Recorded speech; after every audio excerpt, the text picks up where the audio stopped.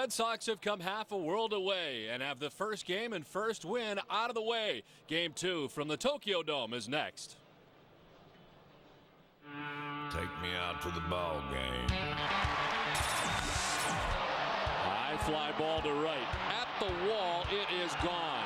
And the blown save for Jonathan Papelbon. Go and go and go.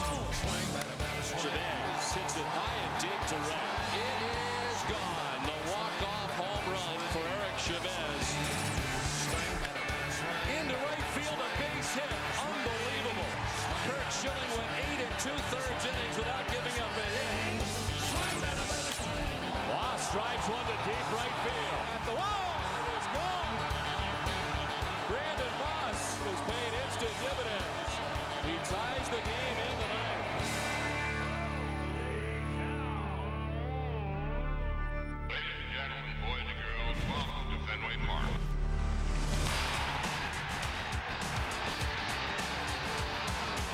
They struck him out, and the Red Sox win.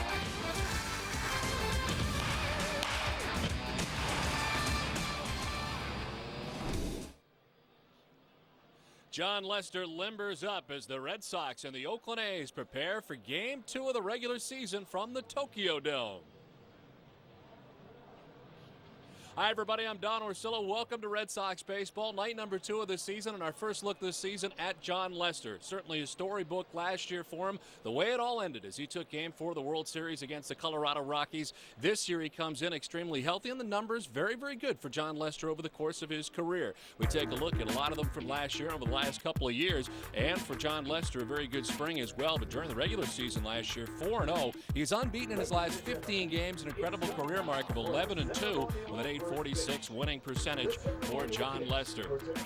We welcome in Jerry Remy. And Jerry, this spring very different for John Lester. Going in healthy, and it appeared the velocity was better as well. You're right, Don. You could see it from the first day of spring training that as soon as you looked at John Lester, you could see that he was much stronger and he looked healthier. And of course, that's the case after having an offseason and getting shape. And then when you watched him pitch a little bit in spring training, the fact is his fastball was better. He was able to throw his cut fastball because that forearm problem was in there. He didn't have great numbers, but still you could tell that he looked a lot stronger. It all started last year in the World Series for him. I think it carried over into the offseason. Now, the fact is he becomes a very valuable member of this pitching staff. When you talk about the back of the starting rotation with Lester and Buchholz, it's going to be very important for John as a left-hander to hold his own. One thing they'd like to see him do this year differently, get ahead of hitters. Last year he had a lot of problems with walks, loading bases, but somehow getting out of jams with double plays. Get ahead of the hitters and put them away. We'll see how he fares tonight against the Oakland A's lineup. As sponsor of NESN's coverage of Red Sox Go Global, State Street is proud to support the world champion Boston Red Sox as they look to repeat their 2007 winning season. The world's largest city, 33 million strong. 55,000 of them are here tonight to see Game 2 of the regular season.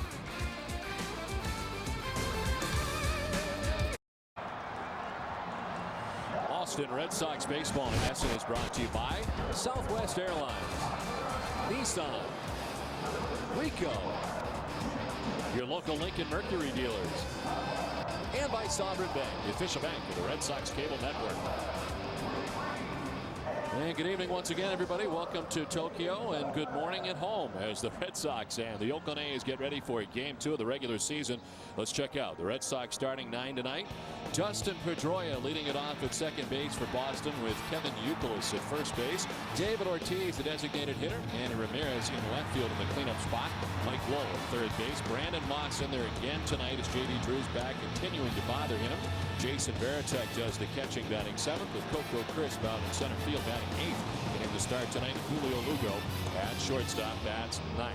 On the mound for the Oakland A's tonight, a guy who's had a hard time staying healthy. It's Rich Harden. Yeah, he sure has, Don. Over the last couple of seasons, in 2006, only 9 appearances, only 7 last year. A lot of shoulder problems, elbow problems. Had a very good year back in 2004 when he was 11-7 with a 3.99 ERA. That was 31 starts. But since that time, a lot of physical problems, and he has had trouble against the Red Sox. In 2 career starts, regular season starts, 0-1 with a 17.61 ERA against Boston teams. The defense for the Athletics tonight will have Jack Hanahan at third base, Bobby Crosby the shortstop, Mark Ellis in second, and Derek Martin the first baseman. Left to right, Emil Brown, who made a key base running mistake last night.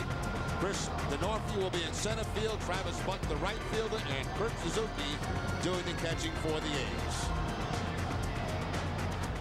Umpire crew tonight, Hunter Whittlestead has the plate with Rick Reed at third base, Paul Noward at second base, and Tim Timmons, the umpire, at first. As the Red Sox last night winning the game, holding on. The Oakland A's tried to come back once again. Extra frames here last night as the Red Sox and A's wrap up this two-game series. The A's will be headed home after the ball game as they get ready for a series against the San Francisco Giants. Well, of course, the Red Sox will be headed to Los Angeles to get ready for their 3 exhibition games against the Dodgers. Pedroia in, and the first pitch of this one is in there for strike 1 to Pedroia, and we're underway. Now the Red Sox tonight will see the fastball, the slider, the curveball, and a split-fingered fastball from Harden. Dustin Pedroia with a couple of hits last night, going 2 for 4 in the first game of the season. We mentioned all the problems that Harden has had. 3 different stints on the DL over the last 2 years, been on the DL 5 times in the last 3 years.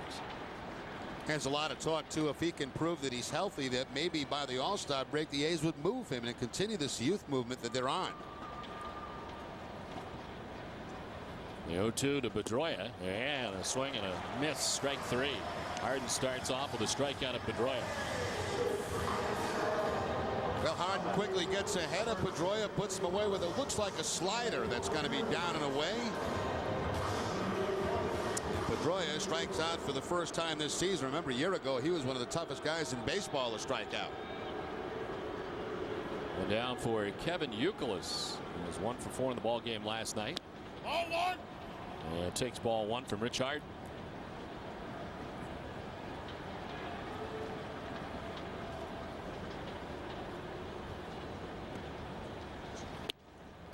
Strike over the outside corner to Youkilis. Well, the Red Sox and the A's will meet 10 times this season. First 4 regular season games. The Red Sox will be headed to Oakland after their stay in Los Angeles for games on the 1st and 2nd in the month of April before heading to Toronto as part of this 19-day road trip. The 2 teams will reunite McAfee Coliseum on the 1st and 2nd.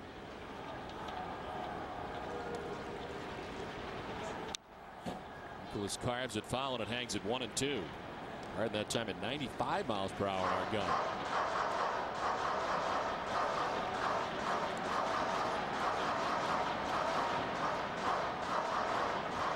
And 1 and 2, the 2.45 ERA, and of course an injury-marred season last year. Too tight that time to Youkilis, and the count evens at 2 and 2.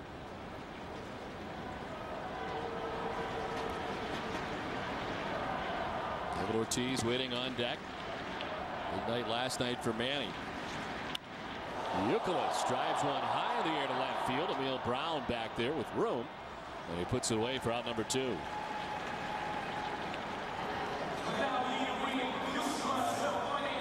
2 down and brings up Big Papi.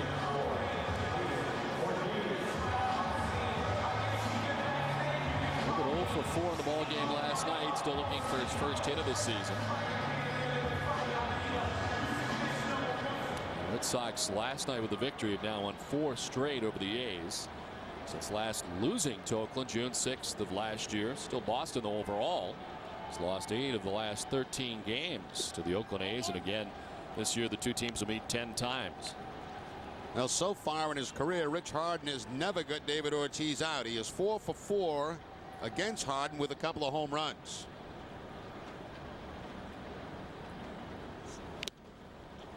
Foul tipped into the catcher's mitt. And it's a ball and a strike to Ortiz.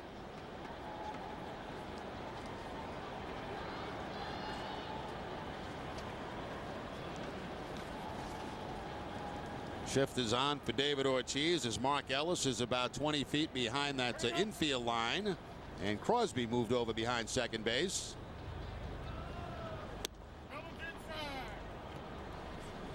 Well, the key matchup is brought to you by Acura. And Jerry, as you mentioned, the numbers against Harden for Ortiz. 2 homers and 4 RBIs. 4 for 4. I apologize for jumping the gun on the key matchup. Ortiz jumps in, and it's 3-1. I've been like, I couldn't wait to get that out all day. I was even at the hotel. I was dying to get it out.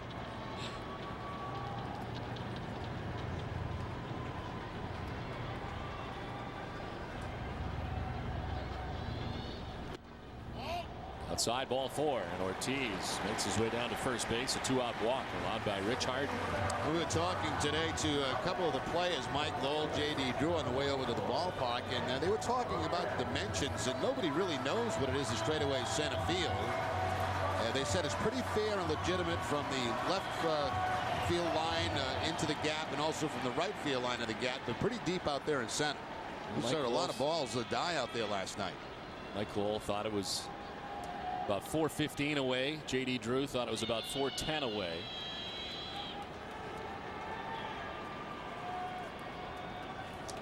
Big night last night for Manny Ramirez as he takes the strike. Ramirez driving in 4 runs with a pair of 2-run doubles. And a big night for Manny. In the second one, he thought he had hit it out. He was a little late getting off the mark at the plate. 1-2. Able to drive in the 2 key runs and put the Red Sox on top in the 10th, and eventually gave the Red Sox 6-5 win. And Manny thought it was about 420 to straightaway center field. He thought that thing was out of here. Yeah, he did. And right at the top of the wall, and as you saw, Manny was watching it and then almost could throw it out at second base. 2 down, Ortiz at first as Ramirez takes the 1-1 for strike 2. Player profiles brought to you by Sovereign Bank, the official bank of the Red Sox cable network. This may not be the key matchup right here, but Ramirez is 2 for 3 with a couple of home runs against Rich Harden.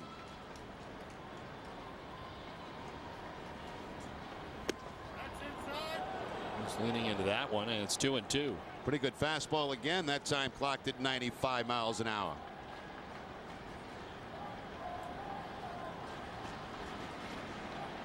Mike Lowell waits on deck. Red Sox batting in the first.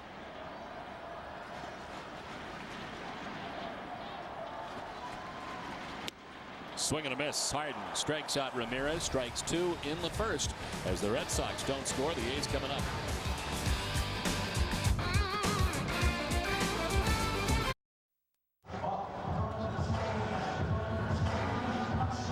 The Tokyo Dome as the Red Sox don't score in the top of the first inning. The Oakland A's coming up, and they'll face John Lester. Well, John Lester last season, 12 games, 11 starts, a 4-0 record with a 4.57 ERA. He has faced Oakland a couple of times in his career, a total of 9 1/3 innings, giving up 5 earned runs against the A's.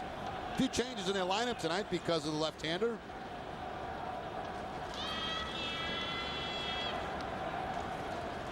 Travis Buck leading it off for Oakland. 0 for 5 in the ballgame last night. Again, leading off for the A's as he did last night.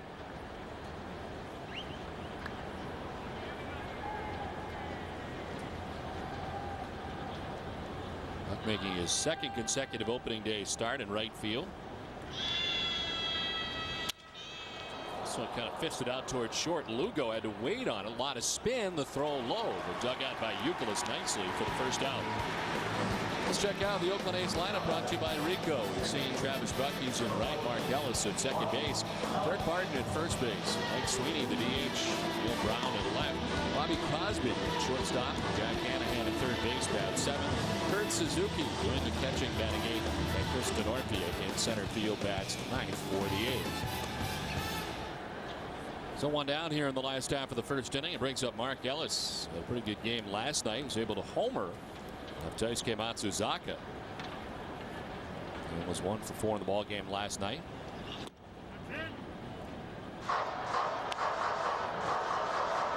So we were talking about John Lester tonight in the open. And one of the things that we noticed last year towards the end of the year was the velocity was increasing as the year went on, and the healthier he got, the further away he got from treatments. And admittedly, this year he said that last year was the hardest he had thrown since being in the minor leagues, and was doing the same again in spring training this year. Yeah, we had him a couple of times at about 91, 92 miles an hour with his fastball. Of course, his cut fastball, as he just threw, would be about 86.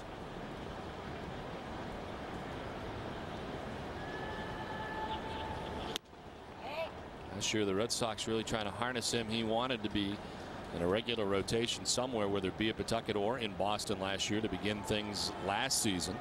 The Red Sox really took their time with him during the spring, and it was tough for him because he was feeling healthy, but it seemed like every day last year he got a little bit stronger.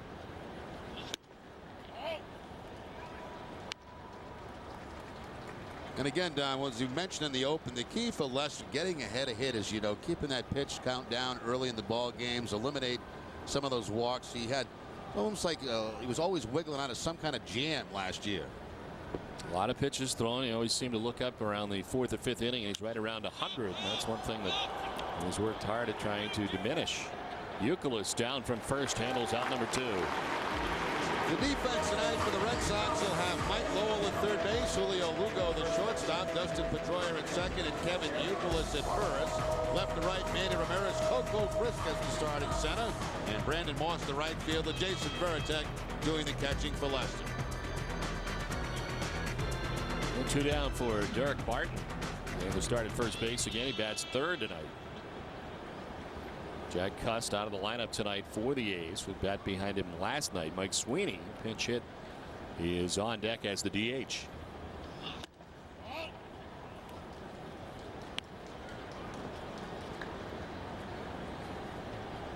And strike one is always the most important pitch, but it's something that John Farrell has talked a lot with John Lester about. It seems that the complexion of all the batters he faces seems to change amazingly when he is ahead right away. And certainly that is part of them trying to diminish his number of pitches and keep it to a minimum. But you're right, it seems so many times over the last couple of years he'd have the bases loaded, he'd get out of that jam, but still it took him a great deal of effort and pitches to get out of each of those innings.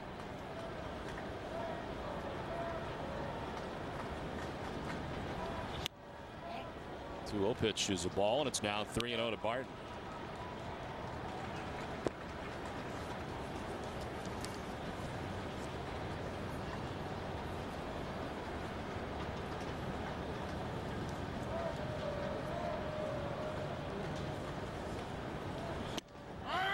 Taken all the way, and he takes the high strike. 3-1. Actually, it looked like the pitch before that might have been a little bit better than that.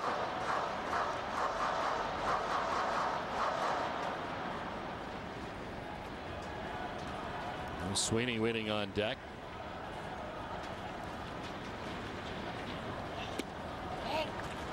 And a ball outside, a 2-out walk allowed by John Lester. First base runner of the night for the A's. Both starting pitchers walking about it with 2 outs. Rich Harden got out of it by striking out Manny Ramirez. Here's Mike Sweeney. Came into last night's game to pinch hit. He walked and gets his second at bat of the season.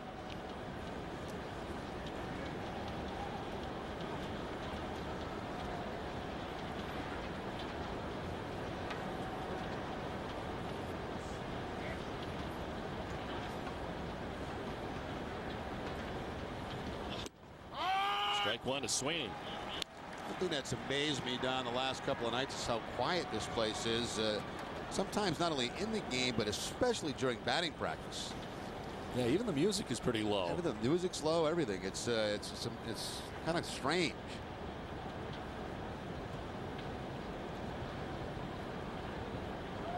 How much louder when their teams are playing, as we saw over the weekend in the exhibition games. Yomiuri playing here. The Giants, it is their regular home. And of course, Sheen Tigers played here as part of the exhibition over the weekend as well, and it was much louder than they were batting. Well, they have nobody to chant for and sing for. Well, Mike Sweeney has always had good numbers against the Red Sox, sitting at .314 against Boston in his career. Of course, as a member of the Kansas City Royals, and now doing his business with the Oakland A's. Taps one foul down by the shoe tops, and it's 1-2. That's what John Lester can do to you, too. He has that cut fastball, and if he gets it down and into those right-handed hitters, a lot of times they'll swing right on top of it. If they get a piece of it, foul them off their foot or their ankle.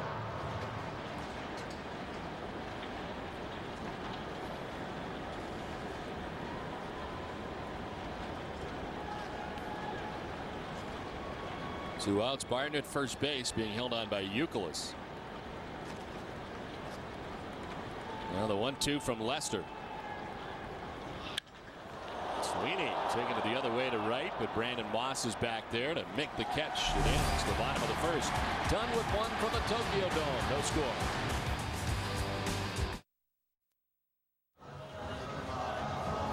Now Mike Lowe will be leading it off here in a moment. It's time now for our leading off segment brought to you by Firestone.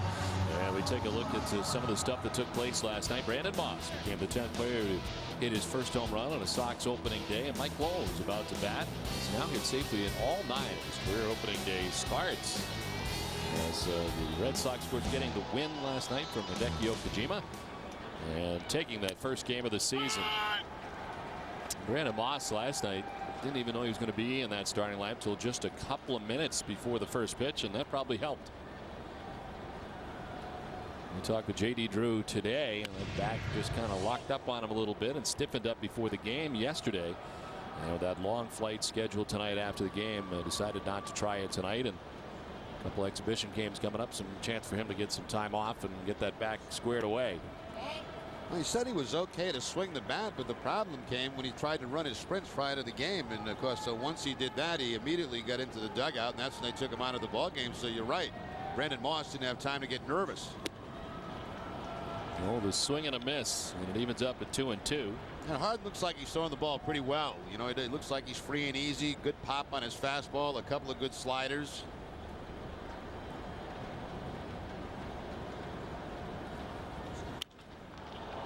Well, pops it up to right. Travis Buck in a few steps for the first out of the inning.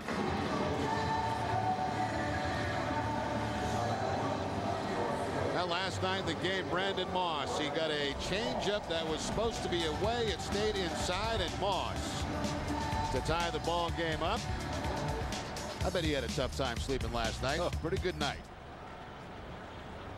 Plus, a lot of people have been having a tough time sleeping, but for him, it's excitement. Moss taking a pitch inside for ball 1. Moss 2 for 5 in the game last night. Of course, the home run.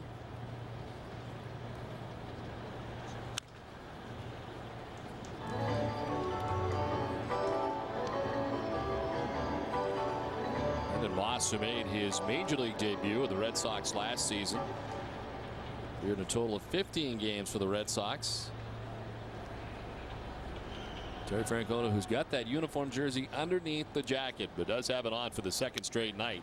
Of course, that has become an issue over the last couple of years, and really more so this year than ever before. He'll be checked from time to time. It's something that really bugs him. He does not like the fashion police, especially when they show up at Yankee Stadium in the middle of the game. Yeah. Excuse me, Skip, do you have your uniform top on? I know this is a big game and it's Yankee Stadium, but we got to make sure you have your shirt on. Took exception to them asking him to move down to the runway so that they could check last year at Yankee Stadium. Well, Derek Jeter was at first base. So this is a good fastball that Harden's showing right now. He's already got 3 strikeouts. The last 2 have been on fastballs. This one at about 94, which he elevates, gets up high, and of course that cut underneath the baseball. So Harden right now looks very good. Joe Bland had a terrific start last night, also for the Oakland Athletics. 2 down here in the second inning. It brings up Jason Varitek.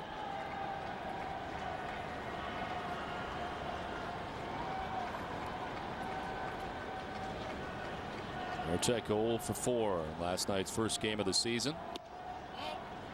Now, one thing we found out about Tokyo, it is very difficult to get a cab after a game here from the Tokyo Dome. It is indeed. We thought by going to the hotel that it would take care of some things. The Tokyo Dome Hotel, which is just adjacent to the building. And that line was about a half-mile long, so we decided to hit the streets. The problem was we forgot that they drive on the opposite side of the street. It wasn't a very smart thing for me to be doing, walking in the middle of the road like that. I was going to mention it to you, but I figured once you looked up and saw the headlights coming at you, you would make the reaction. Your reaction time is still pretty good. Not bad. We got a cab finally.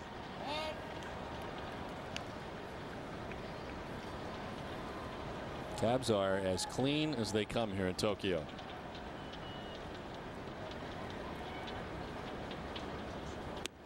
Varitek takes the strike, and the count evens at 2-2. 3 strikeouts for Rich Harden to an inning and 2/3 so far. He's only walked a batter. Only base runner for the Red Sox so far tonight. Veritek strikes out. It's a 1-2-3 second. Done with an inning and a half from the Tokyo Dome. No score.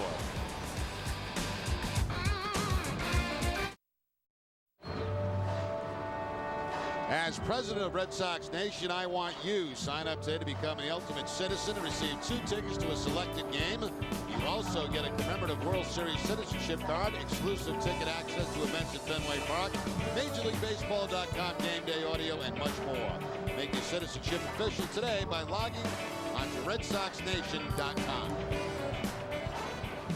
Well, look at the roof of the Tokyo Dome here in Tokyo, Japan, and the number one of the numbers retired here at the Tokyo Dome is Sanahara O's number, the home run champion for a lot of years here in Japan, who's now a manager. We've watched him a couple times on TV, a lot of the games on television here, all the games on TV in Japan. He's a manager of the SoftBank Hawks now. And one of the teams that you see regularly on TV. Also see a lot of high school games right now. Big tournament going on in Tokyo, but 4 games a day being televised nationally. Emil Brown leads it off for the A's here in the bottom of the 2nd inning. I actually have not watched TV for 2 straight days. Really? Because, you know, CNN's great, but there's only so much CNN I can take. Breaking ball in there for a strike, and it's 1-1. A couple of sumo wrestling matches. Yes. I'm really into sumo wrestling now. Some of those guys are pretty good. Looks like they're going to be out of that circle, but they somehow maintain balance and pretty agile. As this one to short, Lugo on the run in time for out number 1. This broadcast of Red Sox Go Global on NESN is sponsored by State Street, providing global institutional investors with a complete financial solution for success. We're down here in the 2nd inning with Bobby Crosby coming up for the A's.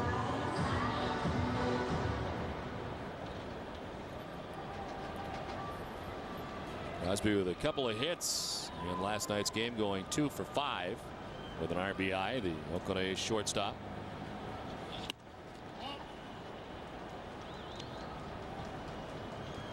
We have 3 players returning from last year's opening day starting lineup for the A's. Travis Buck, Mark Ellis, and this guy Bobby Crosby is the fewest returning players since 2004. We also had 3 players come back. This one laced down the left field line. It's a fair ball as Ramirez goes back to play. Crosby's headed for 2, and he'll easily get to second base for the first Oakland A's hit of the night.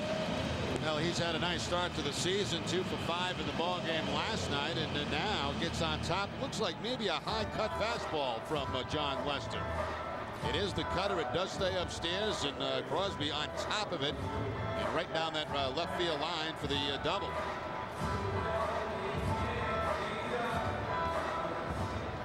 Crosby's another guy that's had a tough time staying healthy. Good player, but at times tough to keep him on the field. Well, in scoring position here with 1 out in the bottom of the 2nd inning. Brings up Jack Hanahan, who homered in the game last night. He was 2 for 4 in the game.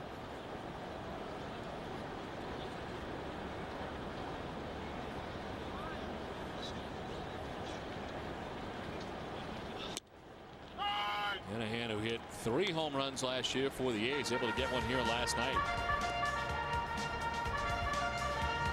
And again, that was one of those mislocations by Snyder, and Hanahan picks up number 1 on the season.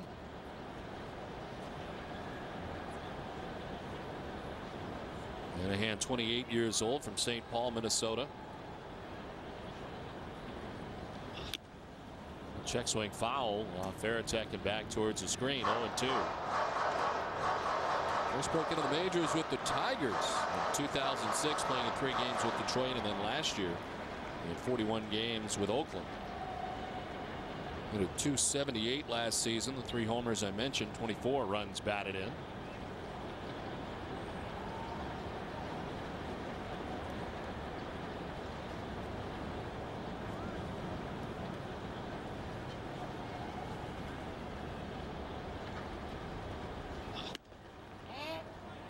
Mr. elevates and misses. It's 1-2.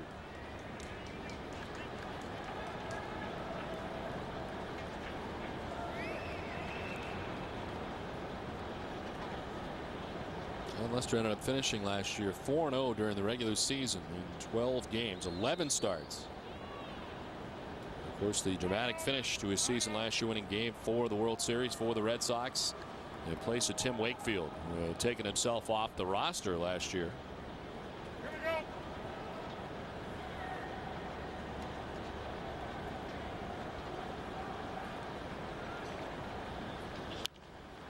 Slice foul and hangs it 1-2. Veritek's going to go out and have a little conversation there. That was way too good a pitch by Lester when he's ahead in the count 1-2. You want that ball probably away from the left-handed hitter. He really gave him something to work on with the, being way ahead in the count. Actually, they did want to go inside. That surprised me a little bit.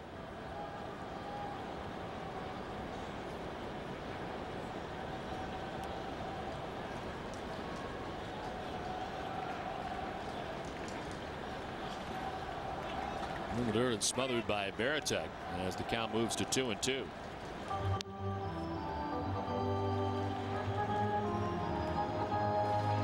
Lester appearing in 3 postseason games. Mentioned the start against Colorado.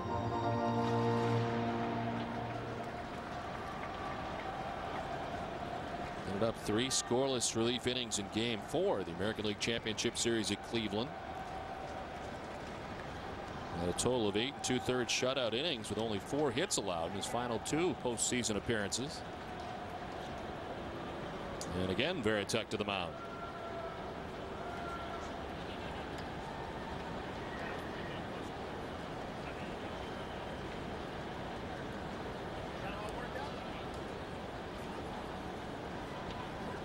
Lester got Emil Brown to ground out to shortstop. Bobby Crosby with a double, standing at second base with 1 away. Now the 2-2 to Jack Hanahan. Full count now.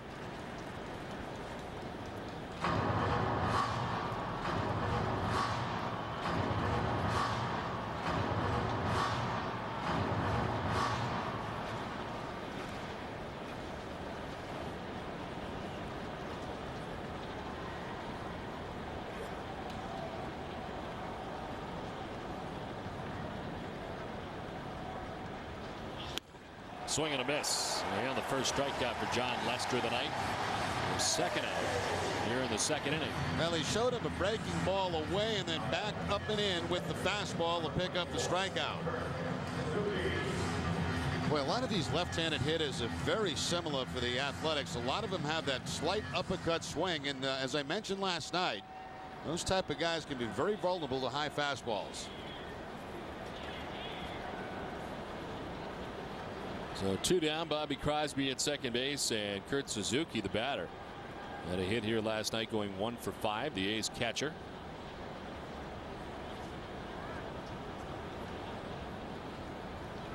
Should I be saying last night or saying yesterday morning? That's a very good question. At home. Depends who you're talking to, and we're talking to the people at home, so I guess yesterday morning. A lot of times I'm talking to myself and I don't know what I'm saying, so.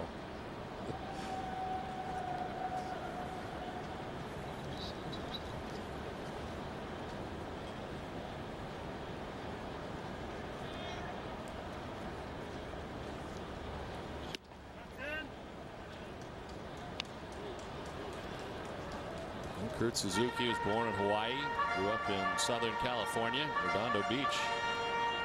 Now playing in Northern California as a member of the Oakland A's, his second season in Oakland. 68 games last year with the A's, hitting at .248.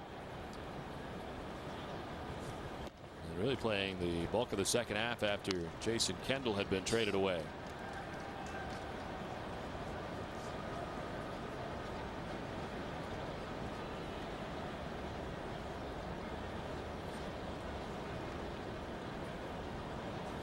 Fourth Hawaiian-born player to play for the Athletics.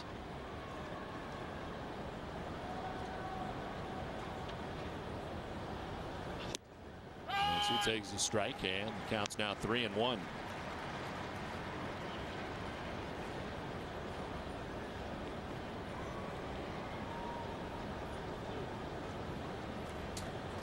Kristen Orfia, the number 9 batter and center fielder for the A's, waits on deck. 2 down here in the second inning.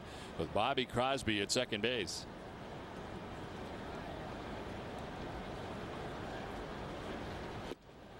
Inside, ball 4. It was the second walk of the night given up by John Lester. The Bruins continue to battle for playoff positioning this week with the second half of a home-and-home against the Maple Leafs tomorrow night in the hub of hockey. The action begins at 6:30 p.m. with Catherine Tappan, Mike Milbury, and Rick Middleton on WB Mason Bruins Face-Off Live. The Bees continue their playoff push Saturday against Ottawa at 12:30 and against Sunday in Buffalo at 5:30.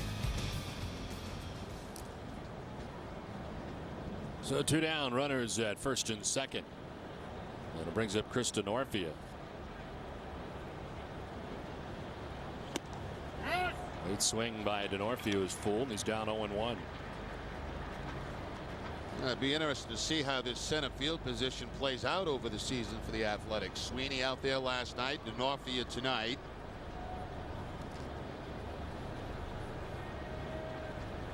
It sounds like they're sort of undecided for Bob Guerin as they are holding tryouts at the moment for the most part. Whoever clicks for a while may end up out there.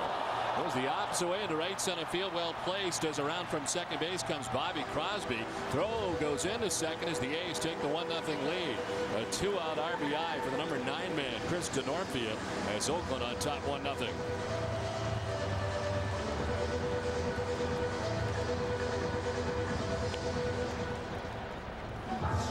Choking up on the bat and taking the ball the other way on the line. So Denorfia in his first at bat making an impression as the Athletics take the 1-0 lead. So the walk to Suzuki getting him into trouble, and then Denorfia coming back with the base hit, and Oakland jumps on top. So it's first and third now, 2 down, and second time through the order for John Lester. It's Travis Buck who grounded out to shortstop first time up. Breaking ball in there for a strike. I believe that's the first one that he's thrown for a strike so far in this game. He really jammed Travis Buck in his first at bat.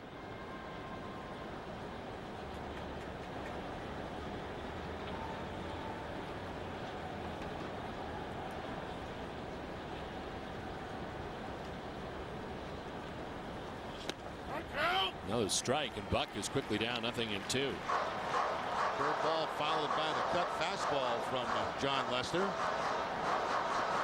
Well, the A's don't run much, but if there's ever a time for an attempted double steal, it's generally with 2 outs and 2 strikes on the hitter.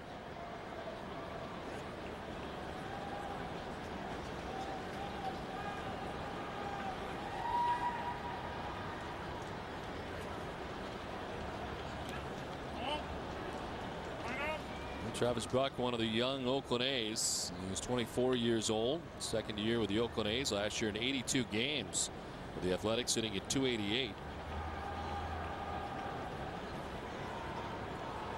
A draft pick by the A's, compensation for free agent Damian Miller back in 2005, and quickly through the A's organization.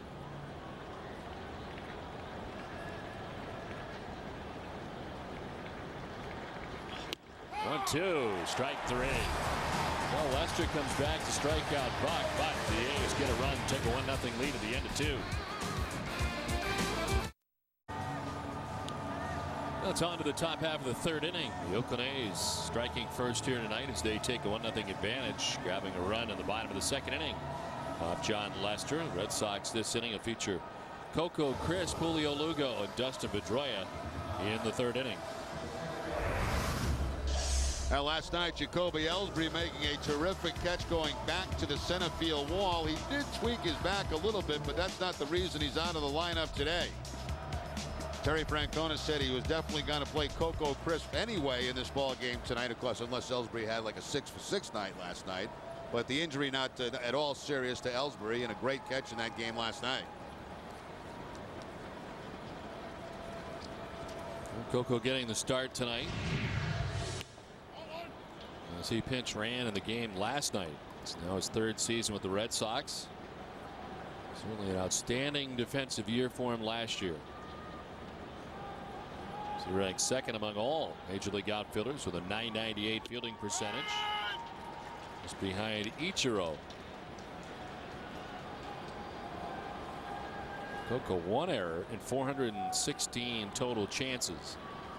For Ichiro, 1 error and 433 total chances. Just with a swing and a miss. As Daisuke Matsuzaka admittedly was a little bit tight to begin last night's game, and boy, a tough couple of innings last night to begin the game, but certainly settled down very nicely. Well, last night, Don, we talked about how it looked like he was upset when he was being taken out of the game, and that was the case. He wanted to stay in that game even after 95 pitches. And Francona followed him down into the runway and again convinced him that was not the proper thing to do at this stage of the season.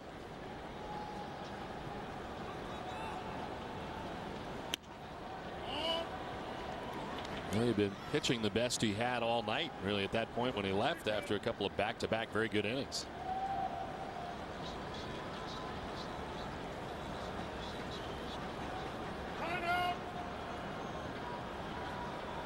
Full count to Coco Crisp, who leads it off here in the top half of the third inning.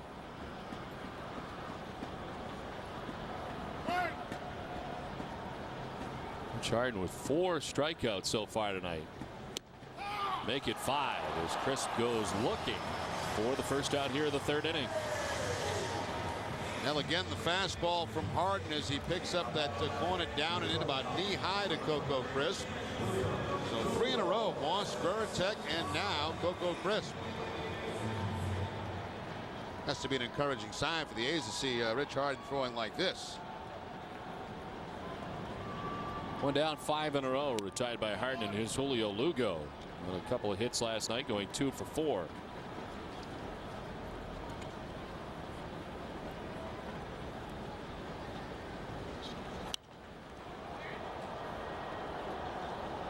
Opening week baseball on Nesson is brought to you by Firestone.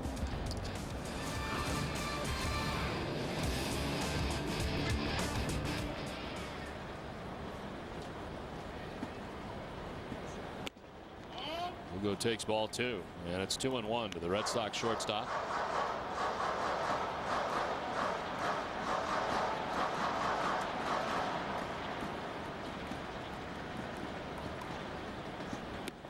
Look out.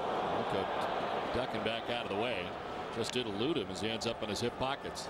Yeah, not a fastball from Harden. Looks like the split-fingered fastball. A little bit off speed and plenty of time for Lugo to get out of the way. Because we are taking partially some of the Japanese feed here. That's why we see a lot of pitches of Daisuke. Apparently they're talking a lot about Daisuke. Strike on the outside corner. It's a full count.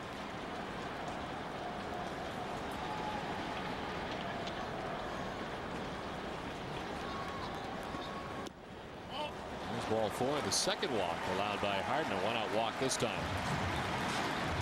Well, a tale of 2 nights for Matsuzaka in his opener last night. Ellis takes him deep for the home run. Then Daisuke got better after the second inning and actually had a good final 3 innings. But again, that pitch count high up into 95. Strikeouts on fastball and cut fastball there for Matsuzaka. He was at about 60 pitches through the first 2 innings. I didn't think he'd get to 5 last night. 1 out, 1 on for Dustin Pedroia. Struck out swinging first time up.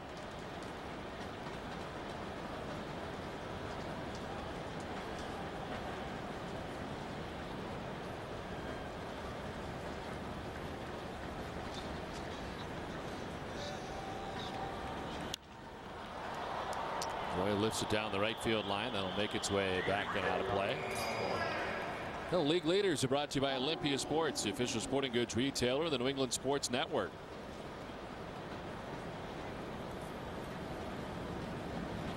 And of course, 2 toughest guys in the American League to strike out. Placido Polanco, a second baseman, and Dustin Pedroia, a second baseman.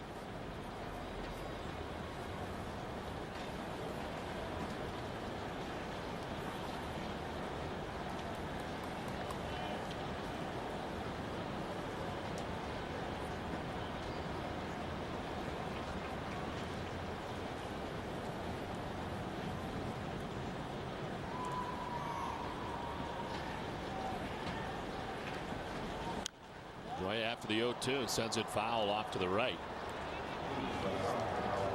Also with a couple of hits in game 1. Strikeout victim back in the first inning here in game 2. And all big league rookies. A year ago, the .317 average. Just the Rookie of the Year honors for Dustin Pedroia, who's hitting .115 about halfway through May. Drives one to center, but right at Kristen Orphea for the second out of the inning. And back to the bag at first goes Lugo. Now 2 down.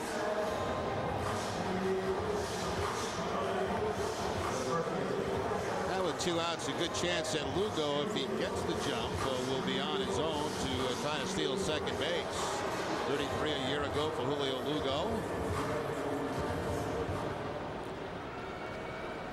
Try to get him in scoring position for Youkilis. If he's thrown out, then you have Youkilis hitting in front of David Ortiz to start the next inning.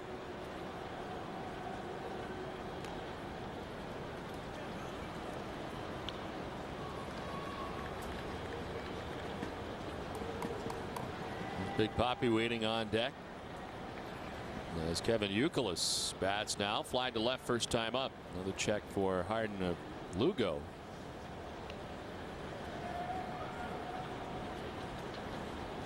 Red Sox in search of their first hit. They've had 2 base runners, both via the base on ball so far. Harden has walked 2.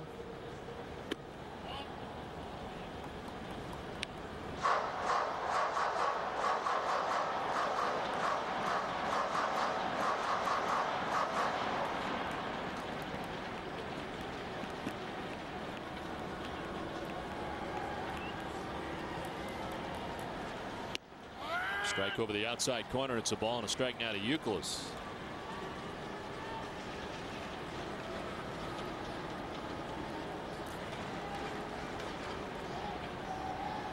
Harden from Victoria, British Columbia, Canada. The 17th round pick by the A's. There's the pitch inside. Looked like Lugo was trying to time him that time as he had a couple of hops towards second base, but Harden just held onto the baseball. And that froze Lugo over at first.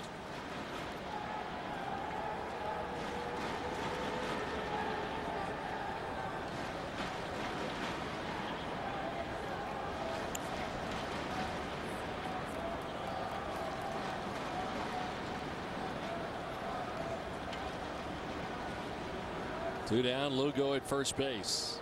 And a count of 2-1 to Kevin Youkilis. He elevates and foul tips into the catcher's mitt. 2-2.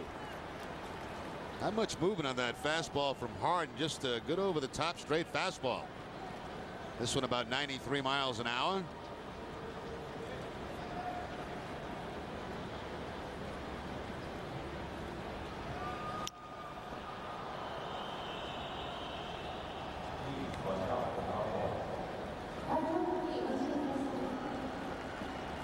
Now you can see Lugo trying to time Rich Harden. Just hold it back to Youkilis.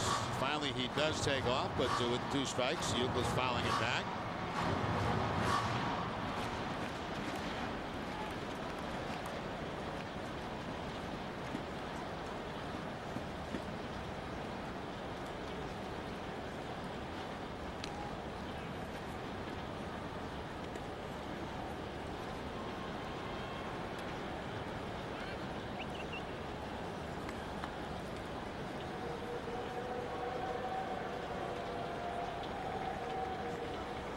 Lugo off again as Youkilis takes ball 3. The throw down is not going to be in time. As Lugo is able to steal second base and get into scoring position with 2 down. And picked a good pitch to go on. It looked like it might have been the splitter that time from Harden, and Suzuki, the catcher, had a hard time controlling it.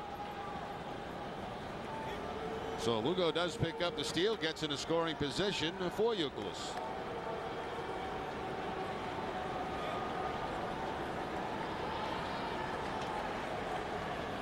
Into the count to Youkilis with 2 down in the inning. And it's ball 4. That was the 3rd walk given up by Rich Harden, the 2nd of the inning.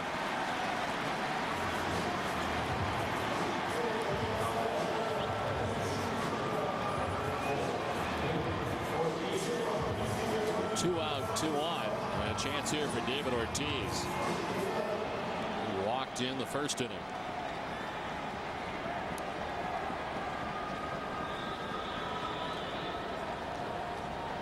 the shift on for Ortiz. Even with runners at first and second as they move Bobby Crosby. Shortstop over to the right side of the infield. In short right is Mark Ellis.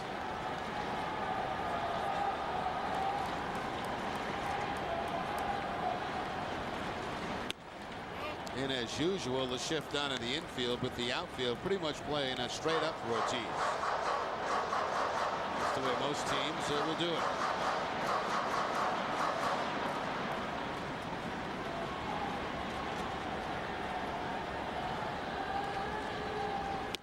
Swing and a miss. Ball and a strike now to Ortiz. Again, Harden throwing the fastball right by David Ortiz. Elevates it just a little bit above the belt.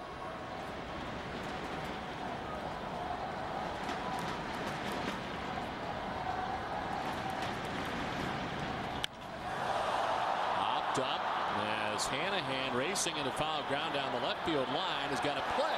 He leaps and makes the grab in foul ground. Had to go a long way to grab that. Ortiz and the Red Sox are gone. It's 1-0 Oakland.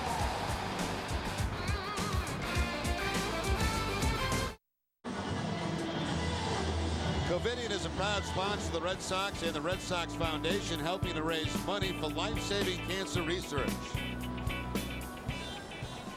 Red Sox trailing 1-0 to the Oakland A's as we head to the last half of the third inning.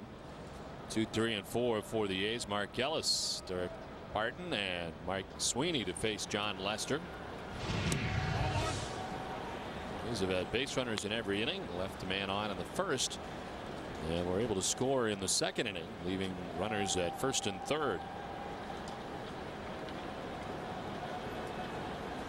Pitch in there for a strike, and it's 1-1 to Mark Ellis. Ellis popped out to Kevin Youkilis in the first inning, 0 for 1.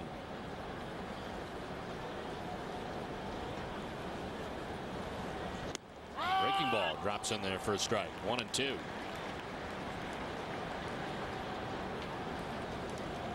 John Lester 4-0 last year with a 4.57 earned run average.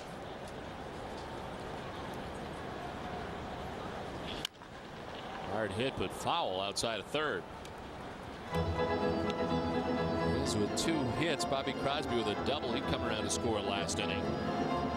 And an RBI single for Chris Denorfia.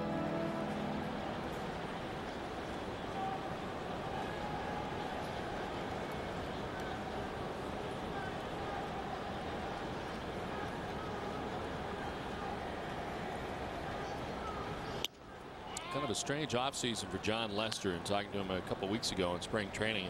He tried not to watch the scroll on a lot of sports stations at the bottom when his name was mentioned as part of the trade for Johan Santana. And to be honest, he said at the time he really felt the deal was going to happen just because of the names mentioned.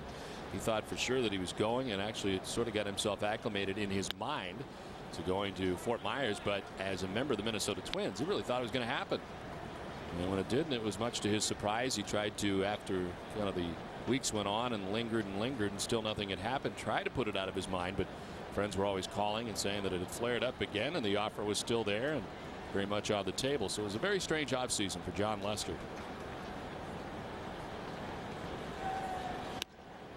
There's ball 4 to Mark Ellis down to first base with the third walk given up by John Lester. Now Sundays will once again be the home of the top 9 countdown of all things Sox on the Ultimate Red Sox Show. Every Sunday at noon, join Hazel May for a fast and fun look back at the Red Sox previous week in action.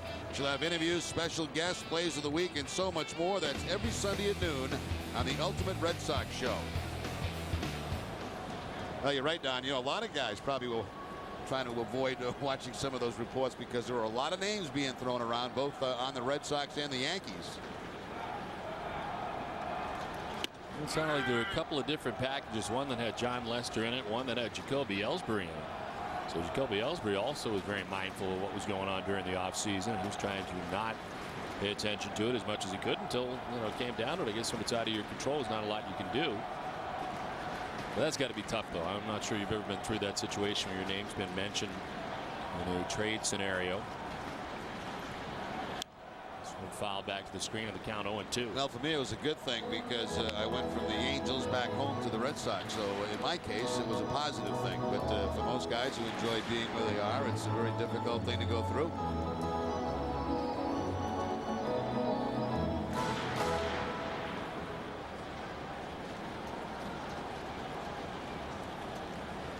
Lester ahead 0-2 with Mark Ellis at first base.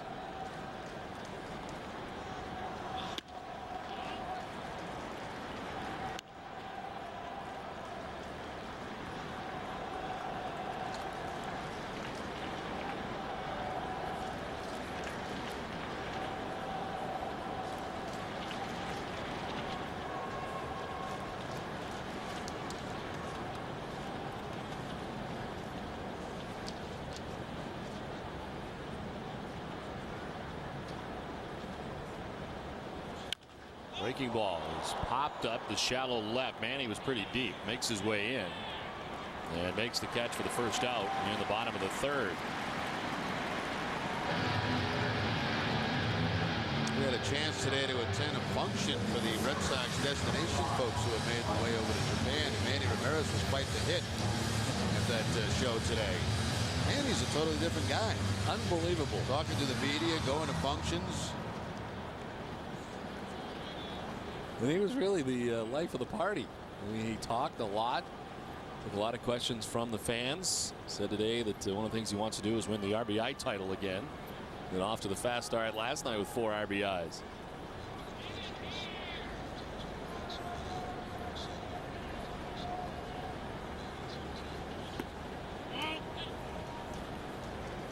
One down, one on, and Manny really today going into a lot of detail about things he's trying to do this year. Of course, this is a contract year for Manny Ramirez. Cost the Red Sox $20 million to bring him back again.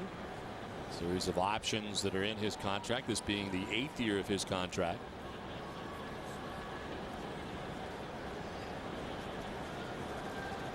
And a lot of fun today. J.D. Drew there as well this afternoon, and Alex Cora, Manny Del Carmen.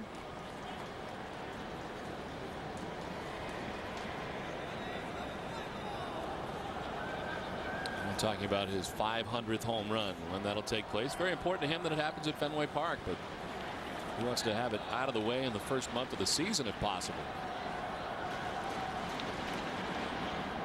2-0 the count to Mike Sweeney. One out, Mark Ellis at first base. On towards center field. Coco Crisp coming in, a late break, and that's going to fall.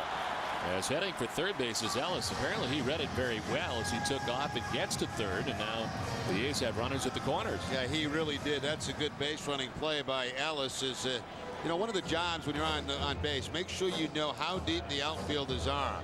And he knew right away that this ball was going to drop in front of Coco Crisp. Now Coco's going to put the glove up to make believe he can catch it, but Ellis does not fall for that and goes to third base. So very good base running by the Oakland second baseman.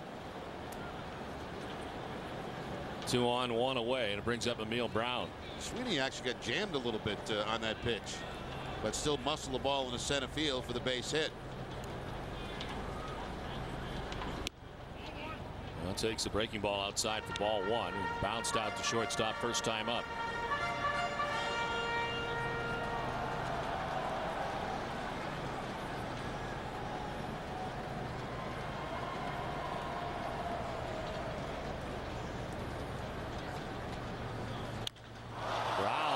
This one to deep left field. Long gone to left.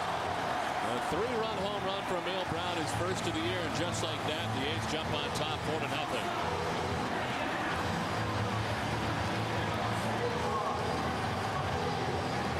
Well, that certainly has to feel good for Emil Brown after the base running play last night may have cost the Athletics a ball game.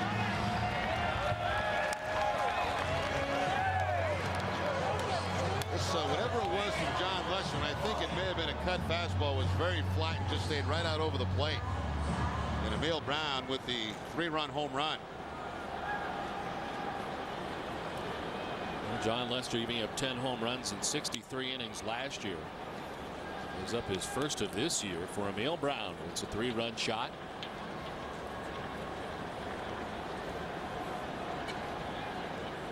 Bobby Crosby had doubled his first time up.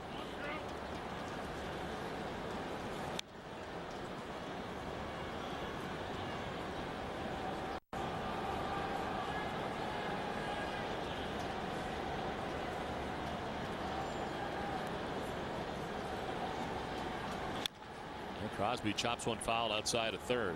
One more look at the home run from Brown. Let's take a look at the location of the baseball right out over the plate on a cut fastball. And no question about that one. It left the bat. He knew it. Pitcher and hitter both knew it.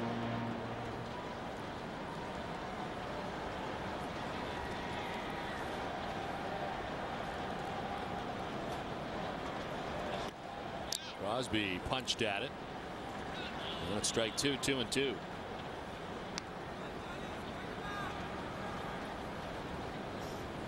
Well, the inning began with a walk allowed by John Lester to Mark Ellis. Bart would fly out to left. Sweeney with the single, but then the big blast, a 3-run home run by Emil Brown. Well, this one laced foul down the left field line, back and out of play.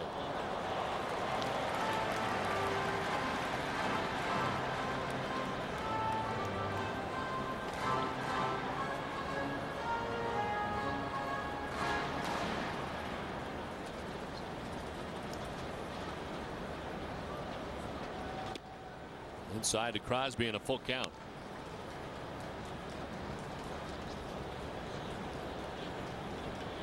Lester is yet to have a 1-2-3 inning as he walked a batter in the first, walked a batter in the second, and as I mentioned, walked Mark Ellis to begin this inning.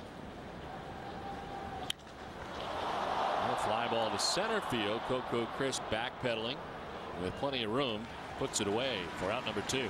Now, one thing you see in this inning in particular, Lester's leaving a lot of those cut fastballs up in the zone, and when he stays up there, he's going to get hurt, as he did in this inning.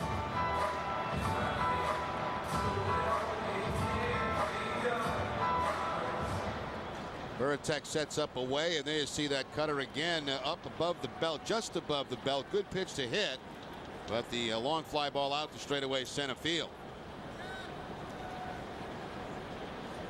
2 down for Jack Hanahan. Hanahan, a strikeout victim in the second inning. He went swinging after a couple of hits last night and a home run. Fast start for the A's third baseman in there for Eric Chavez. He was still ailing after having 3 different surgeries, but the one that has put him on the DL is the back surgery that he had during the offseason. So for the first time last 8 years, someone else starts at third base for the A's to begin the season. Jack Hanahan. That's the guy that was banged up at the end of the season. 2 operations. Wow. And also the back operation, 3 total.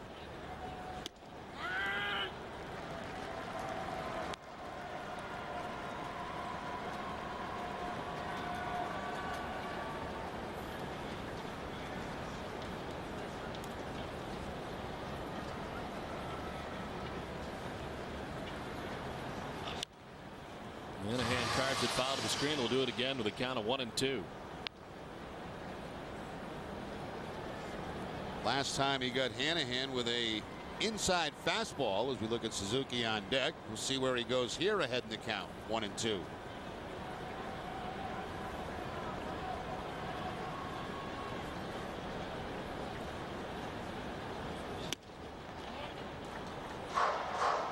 He's up at 2-2.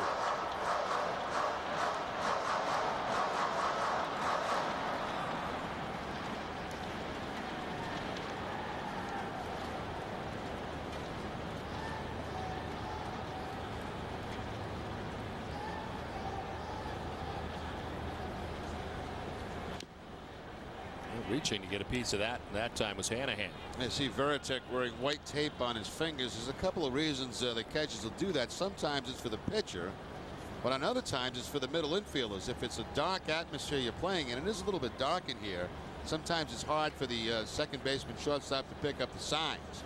But for the majority of the time, it's for the pitcher.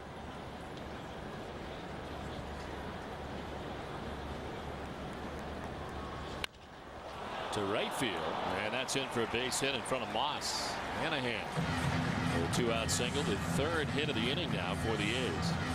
And that's going to bring John Farrell out for a little conversation with John Lester. This is pretty similar to a lot of his starts last year.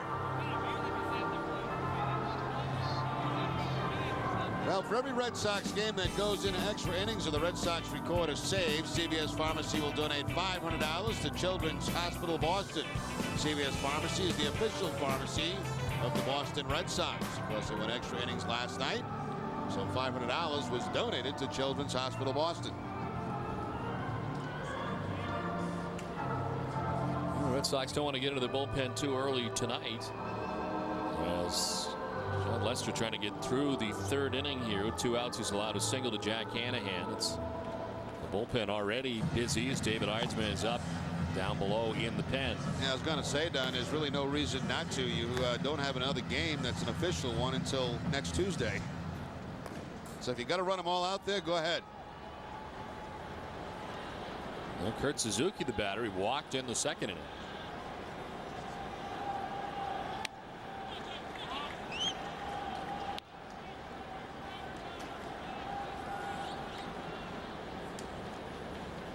Three walks allowed by John Lester through 2 2/3.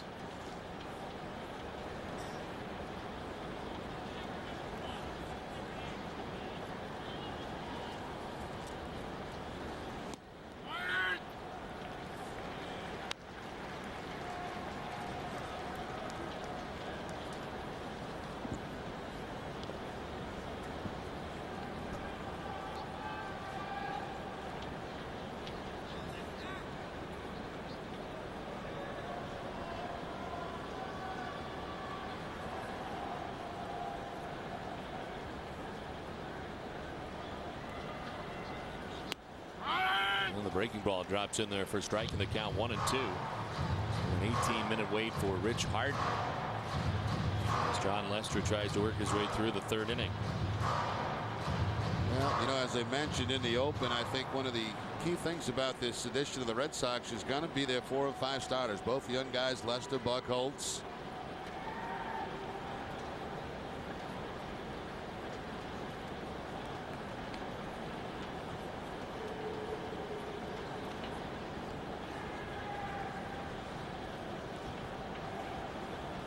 Yankees in that very same position, really, when you look at their starting rotation.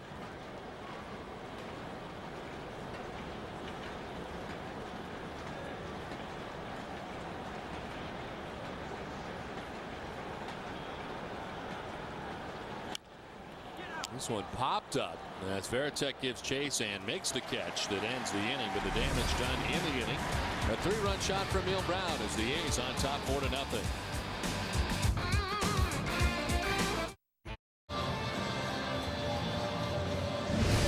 Go global on Nesson is sponsored by State Street, the world's leading provider of financial services to institutional investors.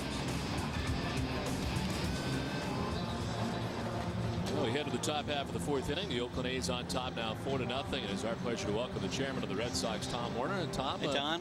Great to be in Japan. It's been a lot of fun so far. We've had a great time here, and I think that the players enjoyed it, and it was great to have that first win yesterday, and hopefully we'll come back tonight. Other than the first win, what was the favorite part of Japan for you? Well, I asked a couple of players what they thought the thing that they'll be most thinking about as they fly back, and they talked about the heated toilet seats. What did you guys think of that? Certainly one of the highlights I had. It was a highlight. Yeah. A few of the players were trying to find out the manufacturer. It's cold in Boston. It's amazing how clean the city is. We've talked about it quite a bit. And I've been walking around the ballpark, and you can't find a dirty wrapper. You can't find anything on the floors. And I don't know if you guys have walked around, but one of the things that I remember is that a lot of people take off their shoes and are in their socks and watching the game standing in standing room just in their socks. Well, the Red Sox have really had a great many fans come with them, which has been a lot of fun. We spent some time with the fans from destinations today. It's incredible how many fans made it over here. You would think you were in Boston. It's incredible. And on the street, people are wearing lots of Boston jerseys. And that's really part of the reason we came over here, is that we really wanted to expose the Red Sox to Japan, and I think they've fallen in love. I think that we feel like we've actually overtaken the Yankees in terms of enthusiasm by the fans in Japan. Last night's game, by the way, had about a 20 rating, so 25 million people were watching the game, so that's great for the Red Sox. Well, they've certainly taken a Manny Ramirez after winning the award last night after the game, being honored out here at home plate. And of course, he was very popular today at a luncheon that we had gone to. Got a huge ovation when he was introduced tonight. And they like Manny over here. They probably understand him more than we do. He's been very outgoing, really, starting last year in the playoffs, and here addressing the crowd here last night as the MVP of the game. I think Manny's had a good time, and I really do think that they'll remember this trip, and of course I'm looking forward to the season starting in Boston in a very short period of time. Now this is something very unusual to come over here and play 2 regular season games and then go back to LA and have 3 exhibition games and then start all over again up in Oakland for games that count. I don't think I've never been through anything like that, so that's a little bit different. You get all fired up for the start of the regular season, then you can relax for about 3 or 4 days and get going again.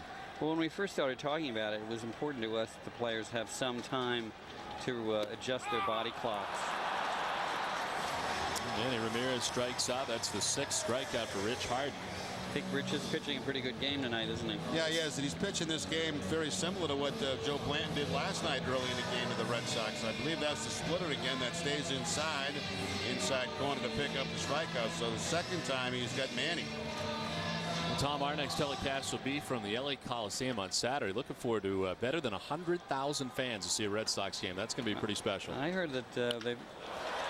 Someone lined into left field for Mike Lowell. One-out single. Heard they've sold 115,000 tickets, and I believe that when they play Take Me Out to the Ball Game in the 7th inning, that will be in the Guinness Book of Records for the most amount of people ever to sing Take Me Out to the Ball Game at one time. That's going to be very unique with the high fence in left field too, which is going to be 190 feet away from home plate. You know, unfortunately, I'm old enough to remember Wally Moon hitting home runs just over that fence, and I was in the East, but I do remember those games and waking up and thinking about baseball in Los Angeles, and now it's 50 years later. Well, it was the Angels that played at the Coliseum for a while too, right? Is that right? I think they did. I think they played there very early in their franchise history. I'm not sure about that, but you weren't on the team there, were you, Jerry? Might have been. You know, I think the record in the Coliseum, there was an event honoring Roy Campanella, who had gotten into that terrible car accident in the winter before, and there were 96,000 people there, and talked to Vin Scully about that a couple of weeks ago. We had the chance to see Vin Scully and the Dodgers already in the last year at Vero Beach. It seems strange the Dodgers are no longer going to be in Vero. There's Brandon Moss with a swing and a miss, and another strikeout for Rich Harden. That's 7 now in the game. And again, you know, he's been very consistent with his velocity on his fastball, listed at about 94 miles an hour again. Not a lot of movement on it, but it really jumps at those hitters.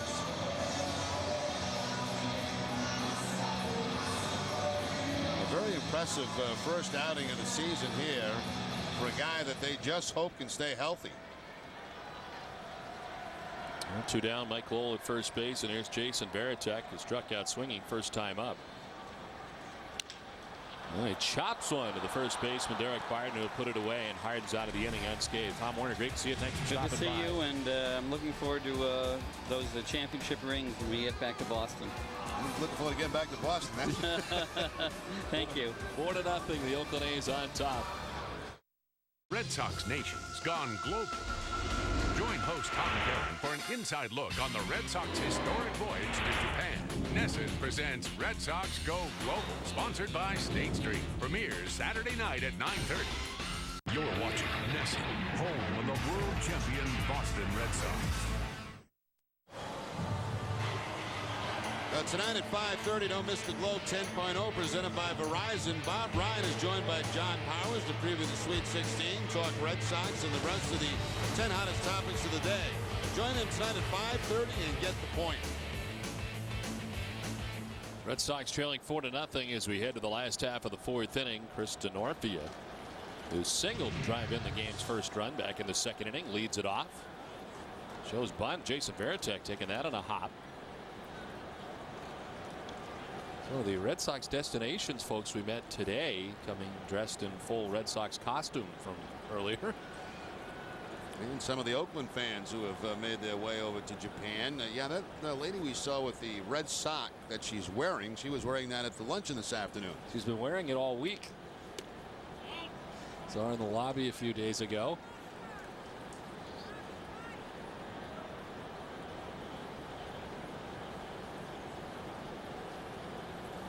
The 2-0 pitch to Denorfia. A strike over the outside corner. Denorfia followed by Travis Buck and Mark Ellis. They're in the bottom of the fourth inning for the A's.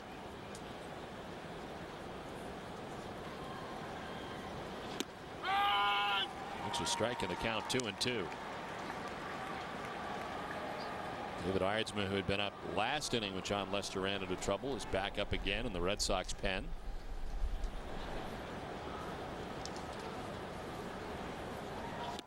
It's a swing and a miss. John Lester picks up his third K of the game.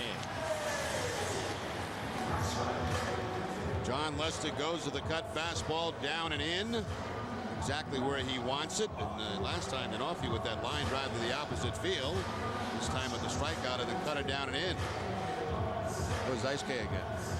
In case you didn't notice. One down. Here's Travis Buck. He was 0 for 2. I've run out of things to say about Dice K. Well, you know, we have to try to follow their feed. So, you know, if you've got something to say, just throw it out there. If not, we'll just look at him. Pedroia handles it on a couple of hops and throws out Travis Buck, 2 down.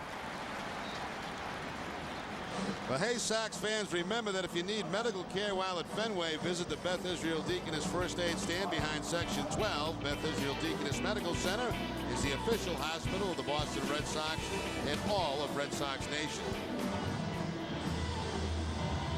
Ooh, do we see Dice K? That was a very brief shot of Dice K, but he was in there.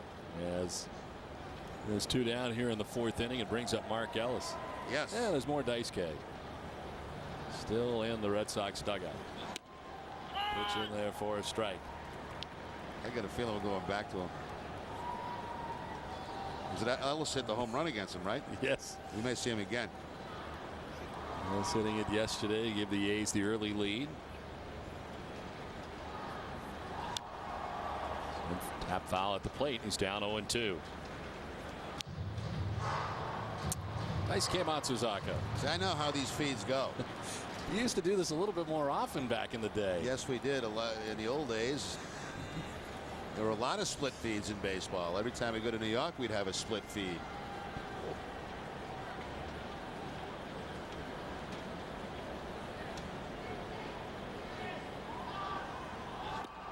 Pitch inside to Ellis in the count, 1-2.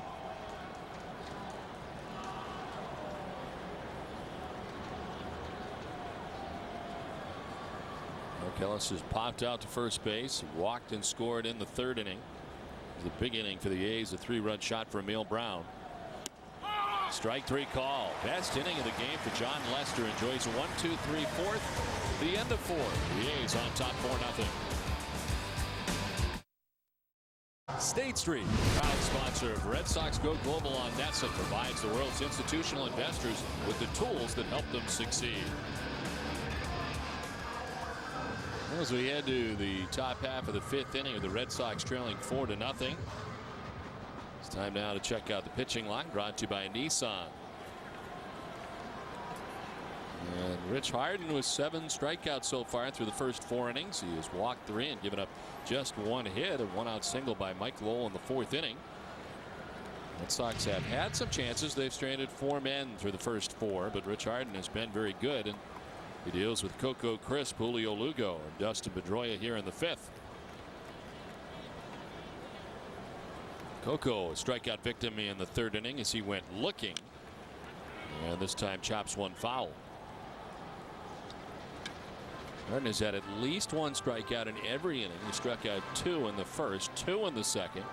Only Coco in the third, then came back to strike out 2 in the fourth.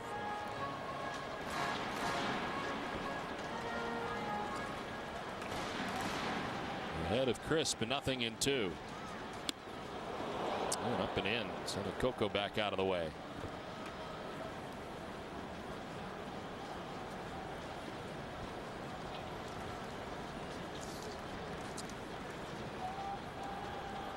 Harden was 1-2 during the spring with a 4.76 ERA in 4 games. As he misses up top to even the count now at 2-2.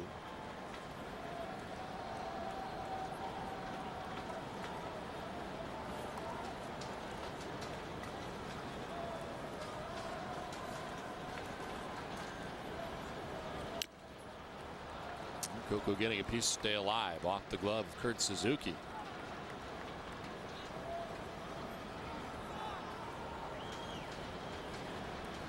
His only win last year coming at Chicago against the White Sox.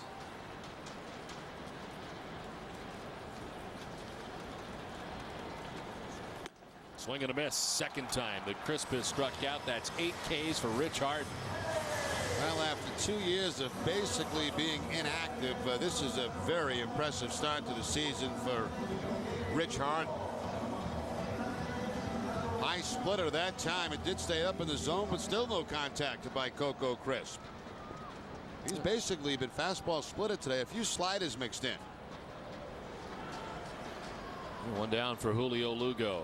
He walked his first time up, stole a base. Grounds one right side and into right field. Out of the reach of Mark Ellis, swung around towards second base, and Lugo has picked up the second Boston hit of the night. Now both hits for the Red Sox coming with 1 out in the inning. Last inning, and Lowell after Ramirez had struck out, and now Lugo jumps on the first fastball and takes it the other way after Coco Crisp had struck out.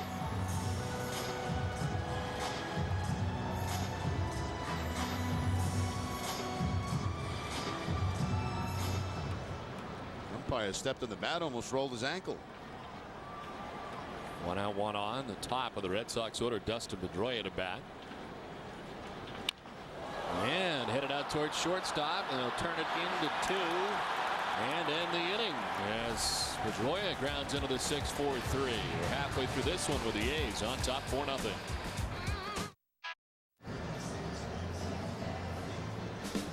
Tickets are still available for select games this season. Don't miss out on your chance to see the Red Sox at Fenway Park. Call 877 Red Sox 9 for more information, and go to redsox.com to check out availability. That's 877 Red Sox 9 or redsox.com. This call to the bullpen is brought to you by New England Ford dealers. John Lester done after 4 innings, and David Ardsman of the game for the Red Sox. 25 relief appearances a year ago for the Chicago White Sox, making his first appearance in a Red Sox uniform in a regular season game. Came over in that trade for Willie Mota back in January of 2008.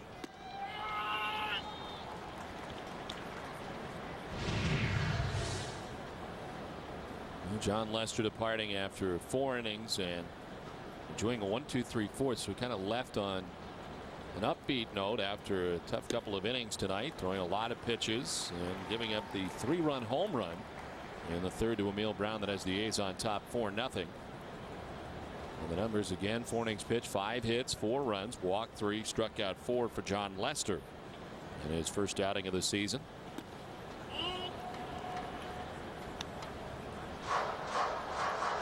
David Ardsman is 26 years old. He stands at 6'4". Experience with the Giants, the Cubs, and as Jerry mentioned, the White Sox last year.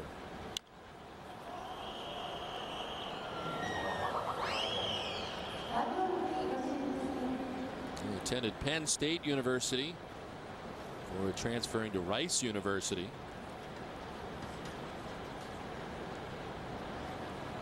And originally a San Francisco Giants first-round pick back in 2003.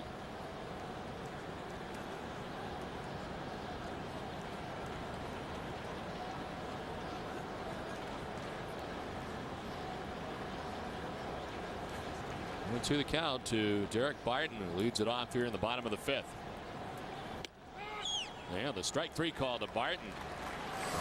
Guardsman strikes out first batter that he faces. And Barton knew it. He was headed to the dugout even before the right hand went up from the home plate umpire.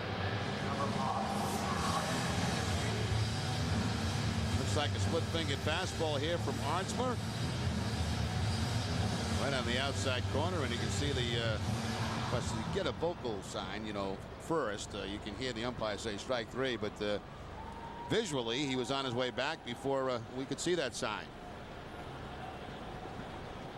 One down for Mike Sweeney.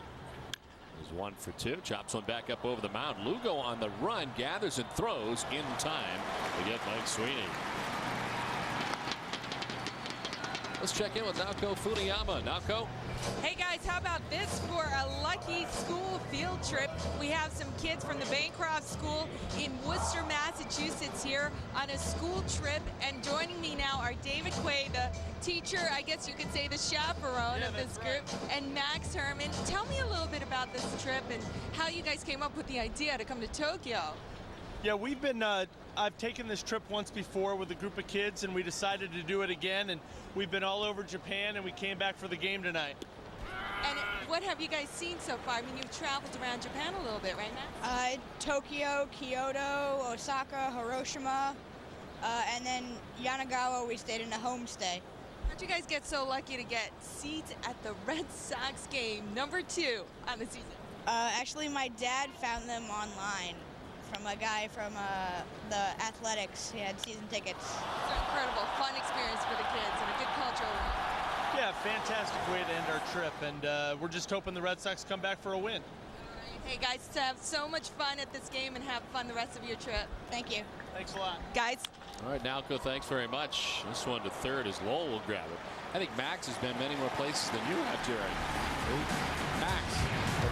4-0 the Oakland A's at the end of 5.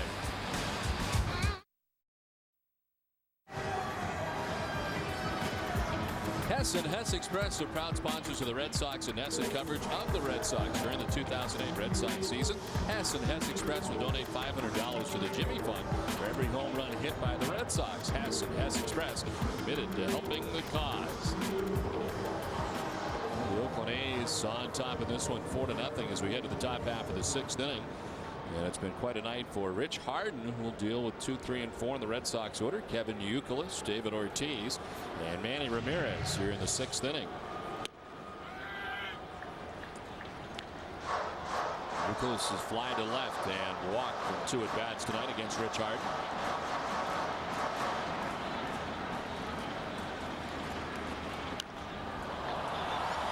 High in the air, right around the mound area, way up near the roof, and down from third base and backpedaling to make the grab is Hanahan. And racing down, then had to backpedal at the last second to make the grab. Well, a big strikeout night for Rick Harden tonight, and it started off with Dustin Pedroia on a breaking ball back in the 1st inning. Manny with the fastball, Brandon Moss with a high fastball, Veritek split-fingered fastball, and on it goes. Coco Crisp gets Manny again on a splitter on the inside corner. Very good night for Rich Harden. I mean, got 2 excellent pitches working for him. His defense goes into the shift for David Ortiz, who has walked and fouled out tonight.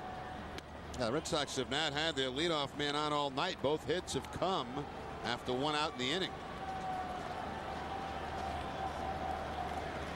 Mike Lowell with the first hit of the game for the Red Sox coming in the 4th inning off Rich Harden. And then their second hit, Julio Lugo, with 1 out in the 5th, but very quickly was erased as Dustin Pedroia grounded into the 6-4-3 double play to end the 5th.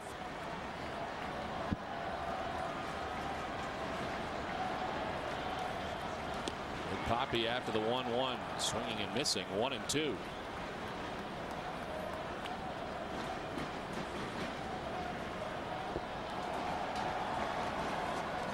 Action for the first time in the Oakland A's bullpen.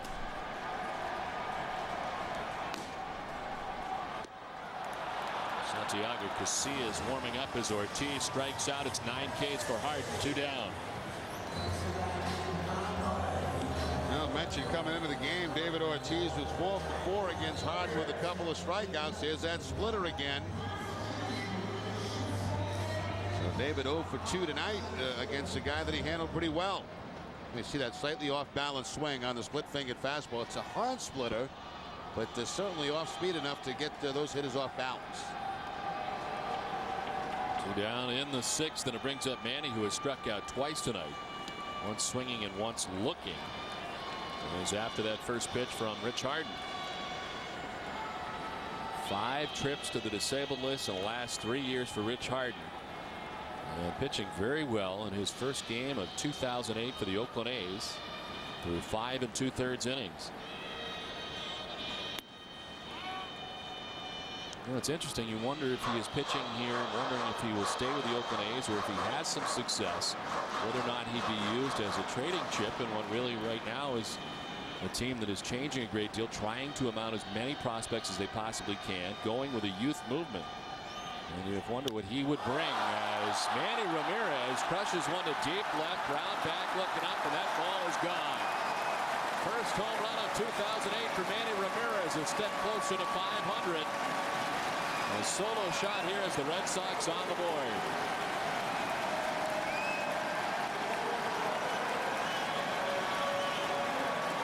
Well, Manny has certainly been a fan favorite here in Japan, and he does it again with the home run. Manny now with 5 RBI already on this young season.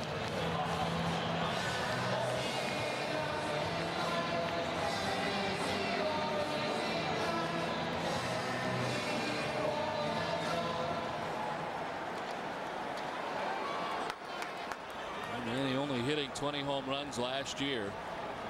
That was his first home run of 2008. And the 3rd home run he's hitting his career off of Harden. Harden struck him out in his first 2 at-bats. But Manny wins the 3rd at-bat.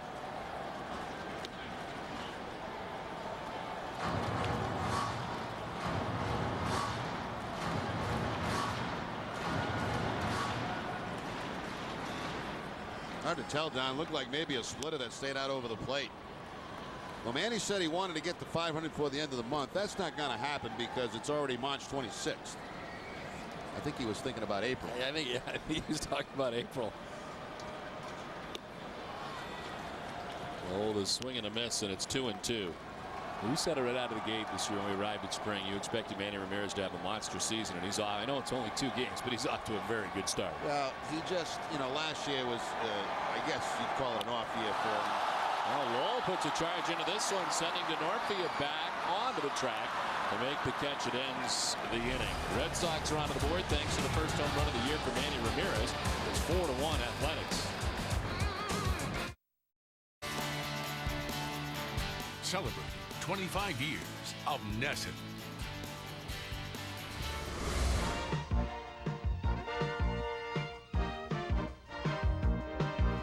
Tigers on top 1-0, bottom of the 1st. Ripped to right center field. Evans comes in and can come up with it. Fine catch indeed. Dwight Evans showing why he won the Gold Glove once again last year. Last half of the 6th inning back at the Tokyo Dome with the Oakland A's on top 4-1. Manny Ramirez with a home run to get the Red Sox on the board tonight. His first home run in 2008. And he's taken over Tokyo here in the Tokyo Dome. They love Manny. And he made his way out to left field. The reception for him after the home run.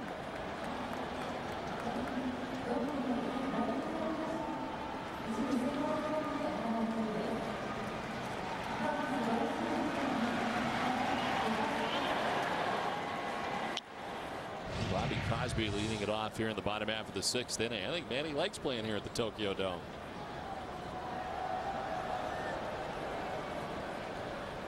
Crosby doubled in the 2nd. Fly to center in the 3rd. And takes a pitch inside. David Ardsma back out there after a 1-2-3 5th inning. Able to strike out Barton. He got Sweeney and Brown to ground out. His first inning of relief for John Lester started tonight and is on the hook currently for the Red Sox. Well, Ardsman's looked good since being in the game. Had a nice 1-2-3 inning in the 5th. And now the breaking ball to pick up a strike, a swing and a miss. by Crosby.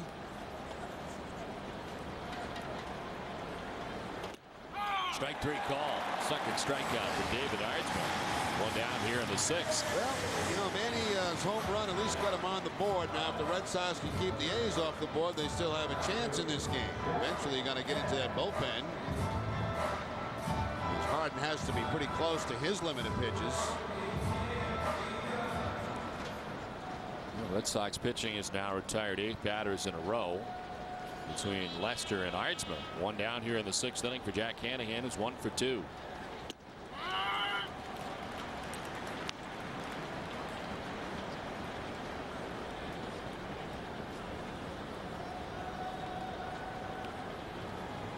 Hanahan 3 for 6 to begin the season, including a home run here last night.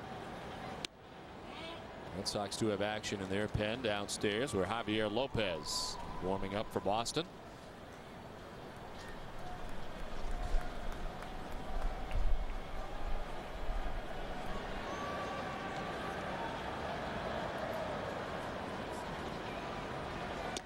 I have a question you may not be able to answer, but the Oakland A's have access to the Red Sox bullpen as far as the camera goes. Can they see what's in there? Yes, they do.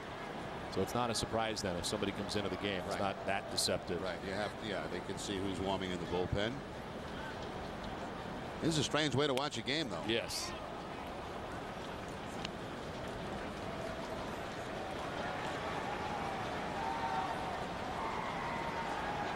I can answer any question, Don. It doesn't have to be correct, but I can throw something out there, as you well know.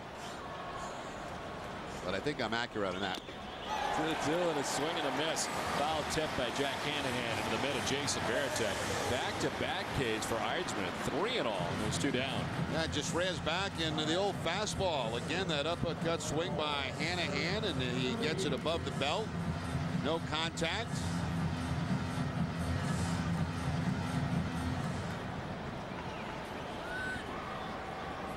Two down here in the last half of the 6th inning. It brings up Kurt Suzuki. Was walked and fouled out.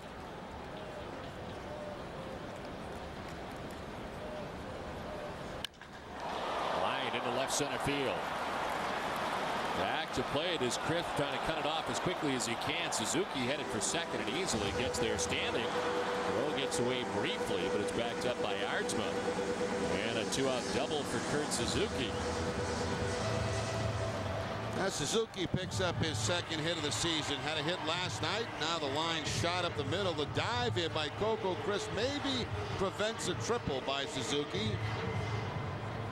The relay throw came in and it almost hit Suzuki at second base. 2 down, runner at second base. Of a pinch hitter coming up, Jack Cust for Kristen Norfield. 2 outs and a runner at second base. The A's trying to add on to a 3-run advantage. And you wonder if you'll see Javier Lopez once they do announce Cust into the game. And here comes Terry Francona. We're here at the Tokyo Dome. Don Orsillo, Jerry Remy, and Naoko Funiyama as the Red Sox play their second regular season game of the year. The Red Sox and the Oakland A's from the Tokyo Dome.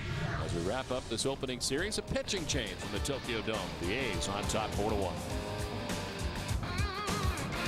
2 outs here in the bottom of the 6th inning. Kurt Suzuki at second base. The A's on top by 3. And the Red Sox bring on their second reliever of the game, Javier Lopez. Second appearance in this young season. Worked in the game last night. 2/3 of an inning for Lopez. Not allowing a hit, no runs, no walks, and did have a strikeout. So a back-to-back lefties due up. Costa followed by Buck. Lopez gets the call. Jack Cust with 26 home runs last year for the A's.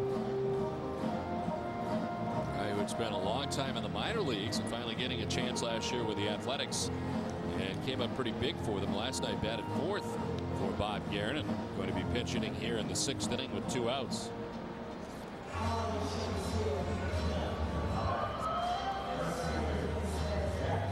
Jack Cust, 29 years old, acquired from the San Diego Padres organization for cash considerations.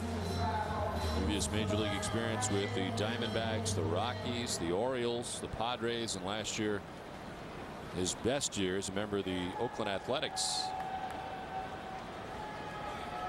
Once hit 30 home runs in the minor leagues. Did that back in 2006 at AAA Portland.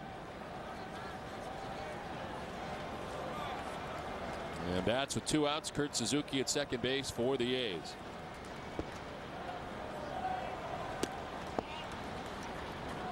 About all the strikeouts tonight for Rich Harden, who's got 9 strikeouts. Red Sox pitching has now combined for 7 strikeouts of their own. John Lester with 4 Ks through 4 innings, and 3 for David Aardsma in an inning and 2/3. Aardsma responsible for Suzuki at second base. Dropped down a little bit and cuts. Strike 1-1. Last night we mentioned the strikeout totals for Cuss last year. 164 strikeouts on the season.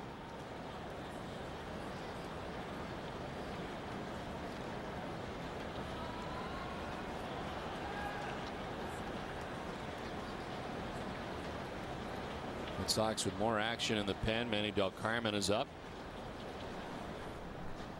We've seen Aardsma and Lopez in the game after Lester went the first 4.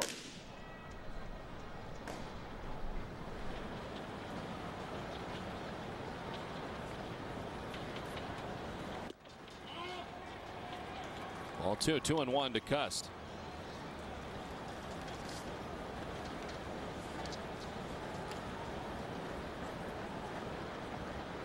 Cust was 0 for 4 last night with 4 strikeouts.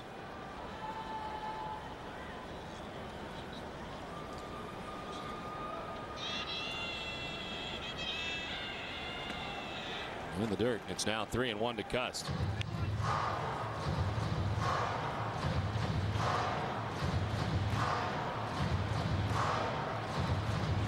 Suzuki doubling with 2 down here in the 6th inning and broke up the string of 9 batters in a row retired by Red Sox pitching. As the A's try to add to their lead here in the bottom of the 6th inning.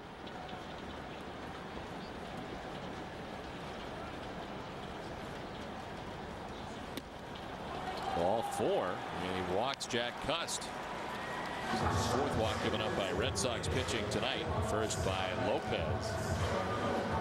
A's have 2 on, 2 down for Travis Buck.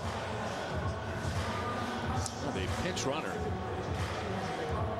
Jeff Fiorentino, who played last night's game for the A's, takes over at first base for Cust.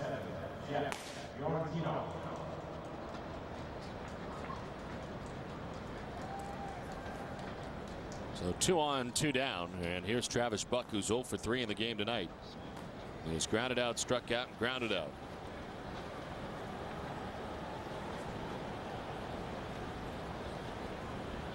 Buck 0 for 8 to begin the season. The first 2 games atop the A's order. And he takes strike 1 from Javier Lopez.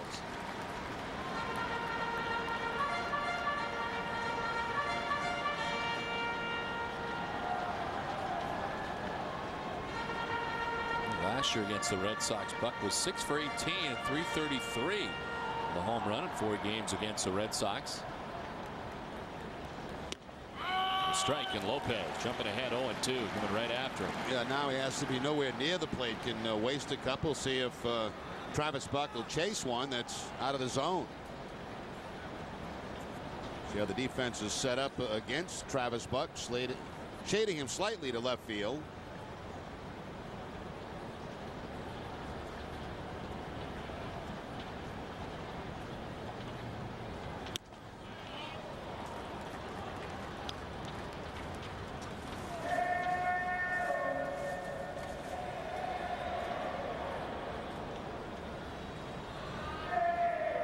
Ball 2 strikes to Travis Buck. Mark Ellis waits on deck. There are 2 outs. As Lopez tries to preserve this 3-run deficit right now for the Red Sox.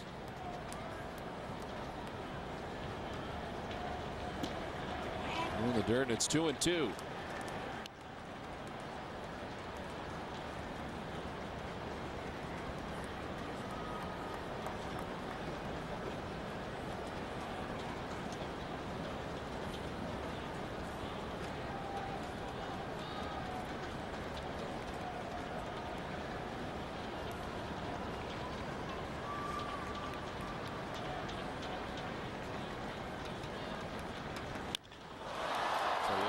field. Manny coming in, makes the catch, middle of the cap high to end things in the 6th.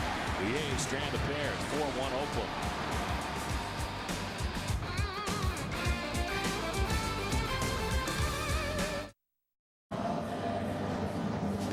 Sotheby's boardroom located at the exclusive EMC Club is available for select games this season.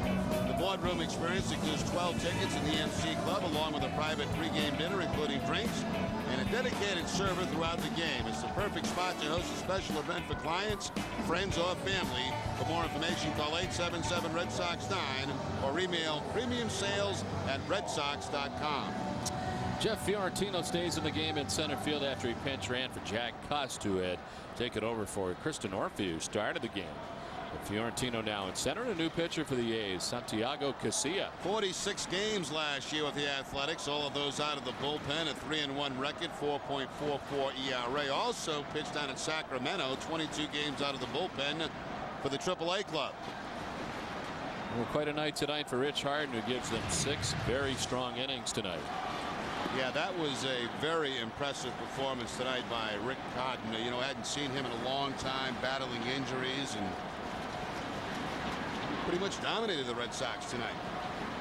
Harden with 9 strikeouts over 6 innings, giving it 3 hits and just the 1 run. The home run by Manny Ramirez that came last inning, the final inning that Harden would work for Bob Guerin. A very good outing tonight for Rich Harden. The Red Sox hoping their offense can get to this bullpen for the A's.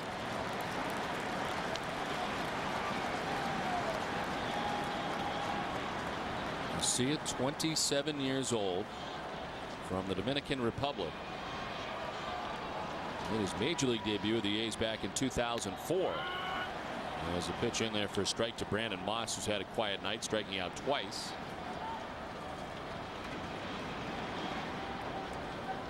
Parts of 5 seasons now for Casilla in an Oakland A's uniform. Spending the bulk of each of those seasons at AAA Sacramento.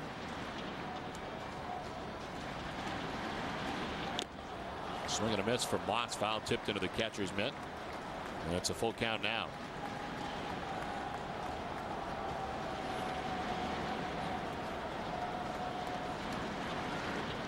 Moss will be followed by Veritek and Crisp here in the 7th inning. Swing and a miss. Moss striking out for the 3rd time tonight.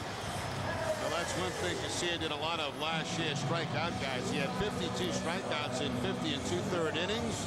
Once again, the fastball outside part of the plate. A hat trick tonight for Brandon Moss.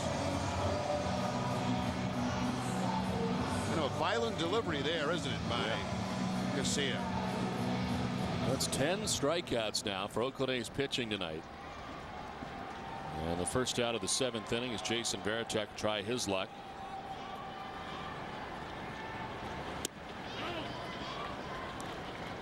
Double-barreled action, Andrew Brown and Lenny DiNardo. So DiNardo the left-hander up, Brown the right-hander. Santiago Casilla in the game right now with 1 out, the 1-0. Fouled off, and it's a ball and a strike to the Red Sox captain.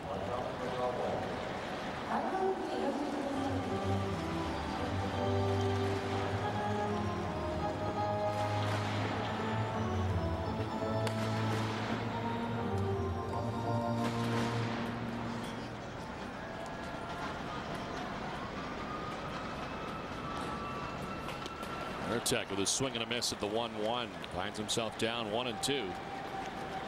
Nothing tricky here from Casilla. Basically all fastballs.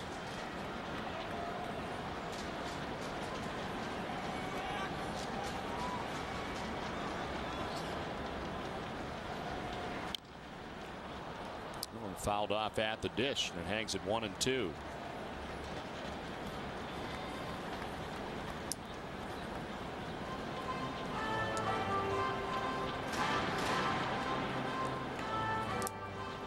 The Oakland A's after the game be headed home. They have a series against the San Francisco Giants. Battle of the Bay back home. And the Red Sox will be headed to Los Angeles with an off day tomorrow to begin the 3-game series against Los Angeles Dodgers, 2 of which will be at Dodger Stadium. The middle game we'll have right here on NESN from the Los Angeles Coliseum. As Veritek fouls it back above us. We were talking earlier with the chairman of the Red Sox, Tom Werner, about the construction and how it will be put together for baseball once again. They've been there a few times for football games, USC football games, but I can't imagine what it's going to look like baseball-wise. Red Sox have announced Tim Wakefield will get to start there on Saturday night for the Red Sox. 1-2, and Veritek late on the cut as he strikes out. Second K for Casilla, the 11th of the night for the Oakland A's. Second time that he's gone away from left-handed hitters with that fastball for the strikeout. He did it to Brandon Moss, and now he does the same thing to Veritek, except this one away, but a little bit higher.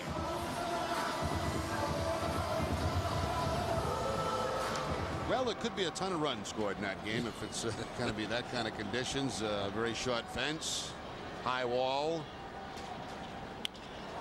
This one down the right field line for Coco Crisp, and a fair ball. So it'll roll to the corner.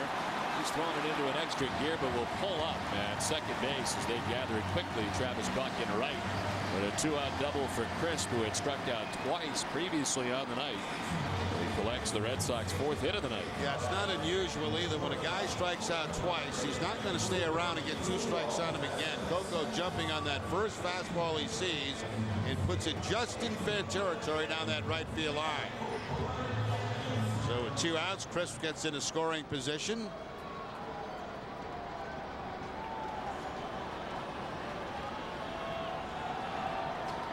Here's Julio Lugo. He's been aboard twice tonight. After having 2 hits in the game last night, he's walked and singled in the game tonight.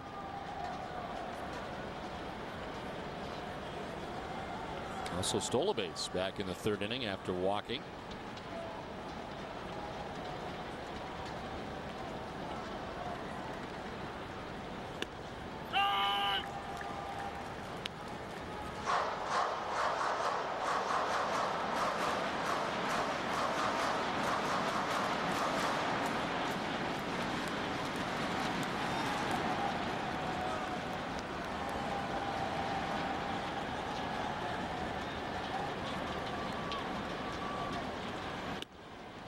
Inside, and it's a ball and a strike now to Lugo.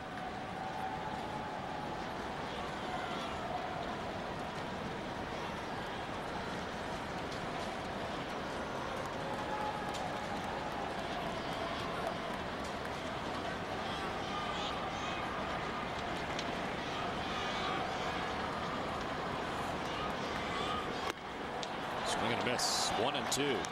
Was something different there from Casilla, the slider.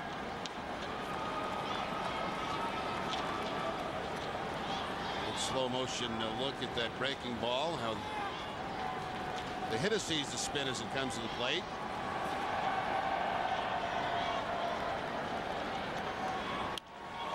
Lugo hitting it at Crosby at shortstop, his counterpart. Throw off the mark, but coming off to get it is Barton to slap the tag on Lugo to conclude things here in the top of the 7th. 7th inning stretch. Post game this morning only on NESN. Well, it's on to the last half of the 7th inning. New pitcher on for the Red Sox. It's Manny Del Carmen. Del Carmen making his first appearance of the season. 44 last year in a Red Sox uniform. A total of 44 innings, 28 hits allowed, and 41 strikeouts. Markellis leading it off for the A's here in the bottom of the 7th inning.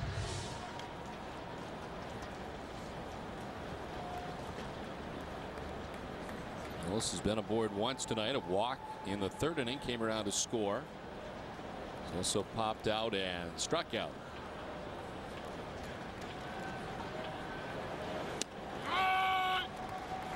Red Sox using 2 pitchers in the 6th inning. David Ardsma started the inning, and then Javier Lopez got out of the inning as Ardsma ended up going an inning and 2/3, giving up a hit, no runs. Javier Lopez, a 1/3 of an inning, with a walk of Jack Cusk before getting Travis Buck to line out.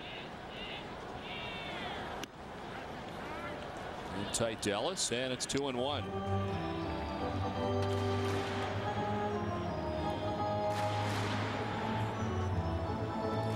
Out hitting the Red Sox 6-4.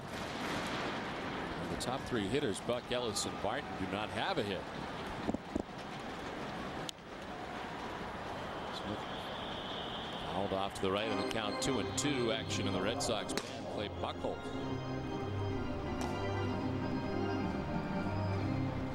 Pretty impressive last night was Keith Folk, looking like the Keith Folk of old. As he had a 1-2-3 inning against the Red Sox last night, warming up again in the A's pen tonight.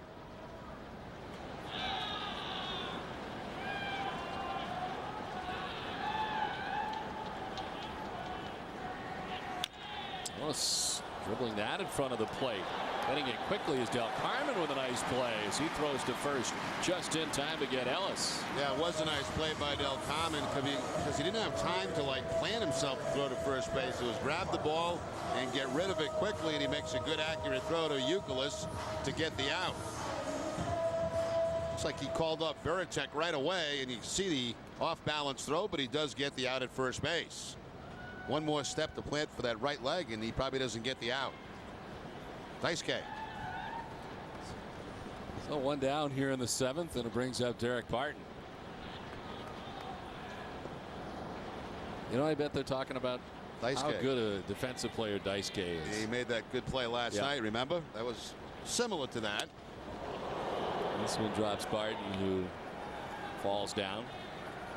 And Daisuke, a 6-time Gold Glove winner here in Japan. I said, boy, that was a nice play by Del Carmen. Not quite as good as what we're used to from Daisuke Matsuzaka. There's more of Daisuke. The 1-0. Strike over the outside corner, 1-1. You probably see a lot more Okajima shots, but he's probably in that bullpen, right? Yes. Daisuke. Again, we are sharing the feed with NTV here in Japan.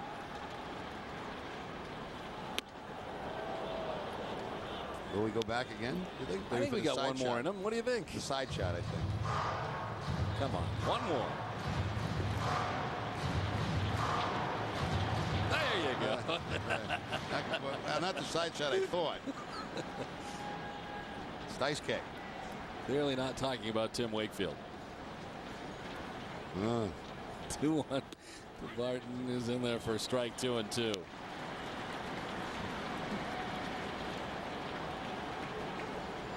That's Azaka.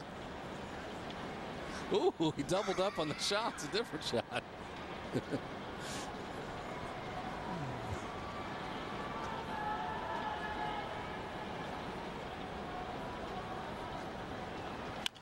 On the ground, right side. Dustin Pedroia. And there's 2 down in the 7th.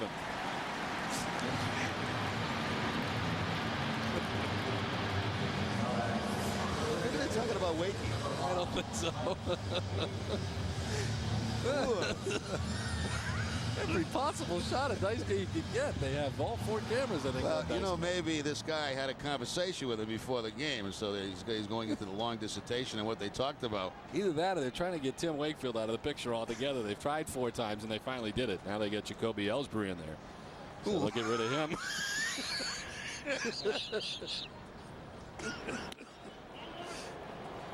Come on. Go back. Yeah, there you go.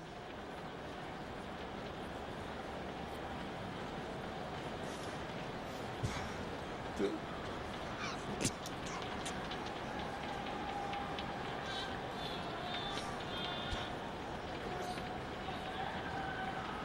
outs for Mike Sweeney.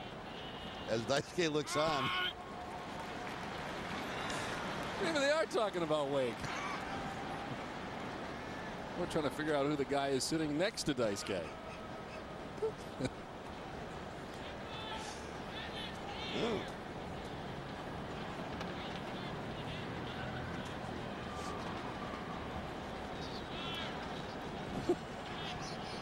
These are Daisuke's friends. The center field. That's in for a hit. In front of Coco Crisp. 2 outs. Mike Sweeney. His 2nd hit of the night. Let's see what Daisuke thinks about that hit.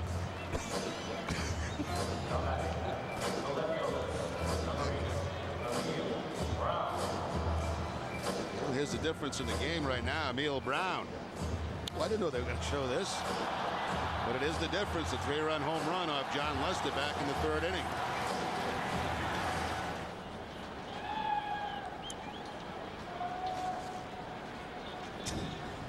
Nice guy explaining it.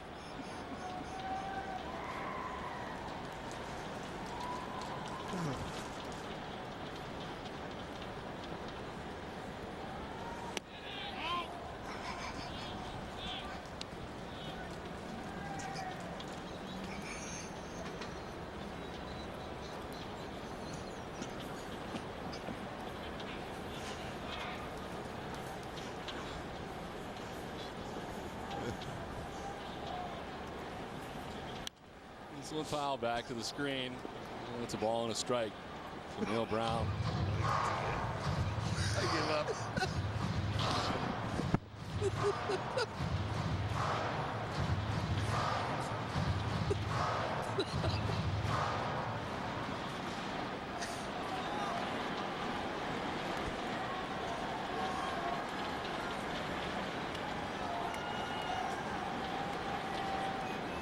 The 1-1 to Brown.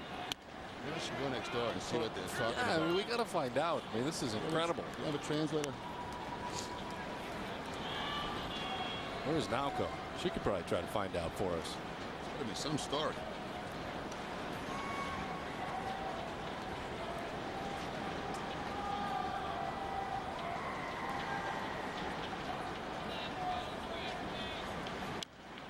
Brown chops it foul over by the Oakland A's dugout. The count 2-2. 2 outs here in the 7th inning. Mike Sweeney at first base. Del Carmen pitching for the first time this season for the Red Sox. 4th pitcher used tonight. Terry Francona after John Lester first 4 innings.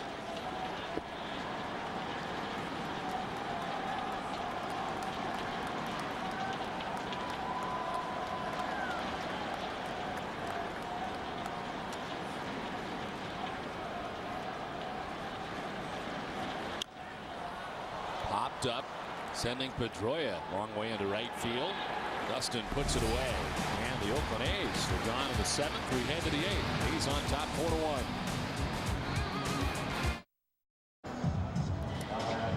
Back at the Tokyo Dome, where the game summary is brought to you by your local Lincoln Mercury dealers. The A's getting to John Lester earlier in this one as the A's came up with a run in the 2nd inning. Kristen Orphea with an RBI single, a 3-run shot for Neil Brown in the 3rd inning, his first home run of the year. And the A's had a 4-0 lead. The lone run of the night for Boston. The home run by Manny Ramirez. His first home run of the season in the 6th inning with 2 outs off Rich Harden. Harden really the story tonight for the A's from the pitching performance standpoint. 6 innings, 1 run, striking out 9. And tonight marks the 2nd straight night that the Oakland A's have brought in Keith Folk. Had a nice outing last night. 1 inning against the Red Sox. No hits. Did have a strikeout.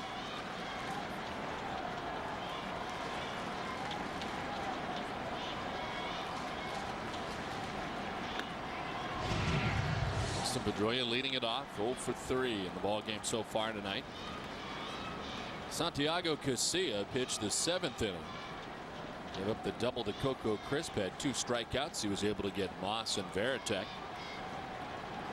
A scoreless inning for Casilla as Pedroia sends one down the right field line, foul. Of course, tonight a little bit quieter in this dome than it was last night. As you said, the majority of these people, Red Sox fans, will look at Pedroia swinging that foul ball down the right field line. But the Red Sox pretty quiet so far in this game, and so is the crowd. The time they've really been excited is Manny Ramirez's home run. And the reception that Manny received as he went out to left field. In the air to shallow right center. Buck makes the catch for the first out of the inning. Troy Buchholz's been joined now by Brian Corey as the Red Sox have a couple of right-handers up. Under the watchful eye of Gary Tuck, back as the bullpen coach for the Red Sox. And Buchholz getting a start this weekend against the Dodgers. You know, Cologne is supposed to start a game. So you're suggesting this just could be side work for Clay Buchholz? Maybe. He's scheduled to go on Sunday against the Dodgers, be matched up against Kuroda, the right-hander. Turlock alone scheduled to go on Friday against the Dodgers. That's Chad Billingsley, and then Tim Wakefield on Saturday. Esteban Loaiza, we saw earlier this spring in Vero Beach. They're trying to get confirmation on the count. It is indeed 1-1.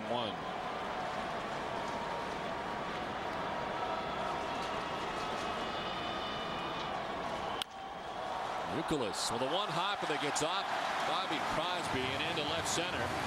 Youkilis and a hot shot that Crosby couldn't handle at shortstop, kind of got through him. Now let's see how they score this. The ball he was hit very hard, but it looked like a playable ball for Crosby at shortstop.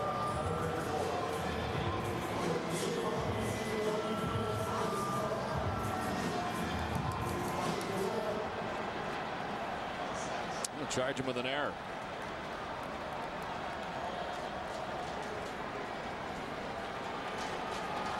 One out, one on. He's got to deal with David Ortiz now.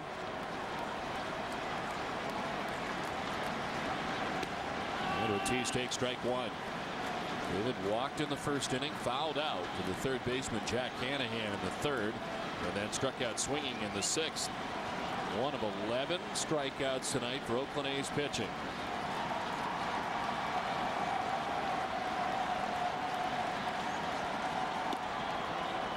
Ortiz lays off, and the count evens at 1-1.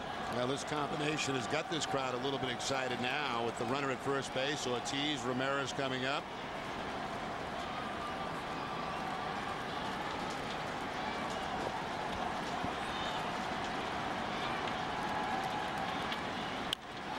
Ortiz lifts a fly ball to right field. Travis Buck in front of the warning track makes the catch for out number 2. And back to the bag at first goes Youkilis.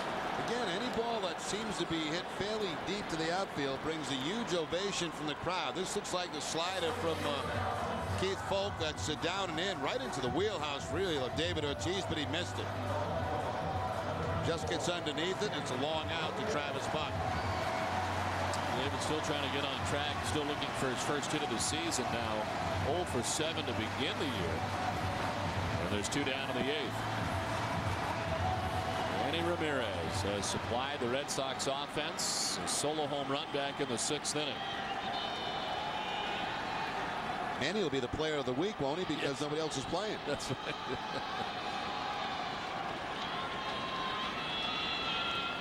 In the dirt, kicks off a Suzuki. Youkilis will get the second base standing. Wild pitch charged to Keith Folk.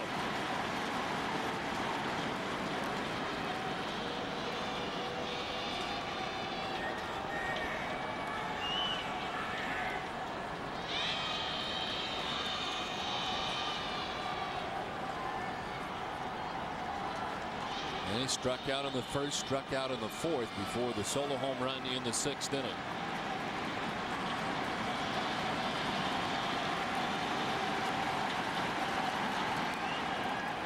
Did he go? They'll check. And no, says Tim Timmons, the first base umpire. And it's 2-0.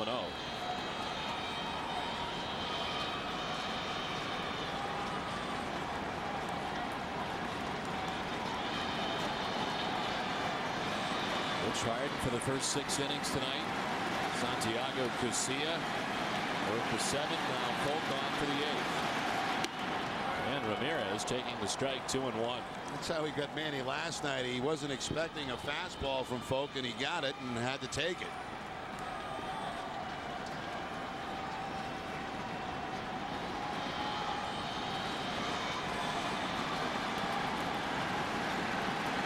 The 2-1.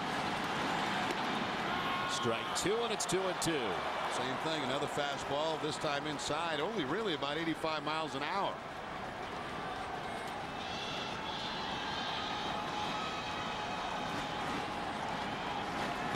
That's almost the identical pitch he struck him out on last night.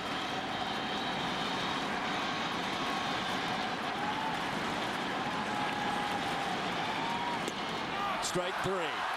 Manny strikes out again against Keith Folk, and the Red Sox leave Youkilis in scoring position. They trail 4-1.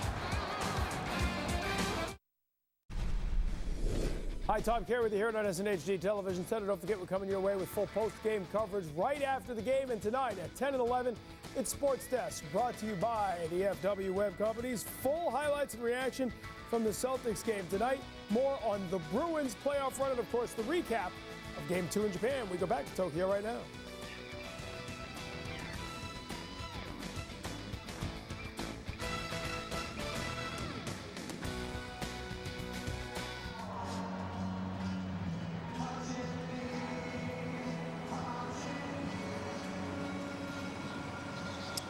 Thanks, Tom. Boston Red Sox baseball and Nesson is brought to you by New England Ford dealers, Dunkin' Donuts, New England Toyota dealers, Olympia Sports, the official sporting goods retailer of the New England Sports Network, New England Subaru dealers, and by Southwest Airlines.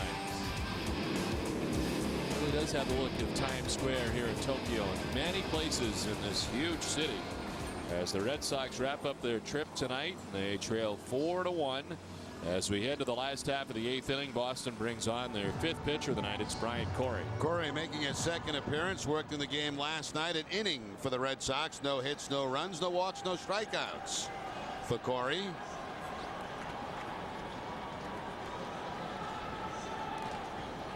Bobby Crosby leading it off and sending one down the right field line. Long run for Youkilis. Now coming from right is Brandon Moss to make the catch. Youkilis was running with his back to the plate. A much easier play for Moss, who makes the grab for the first out of the inning.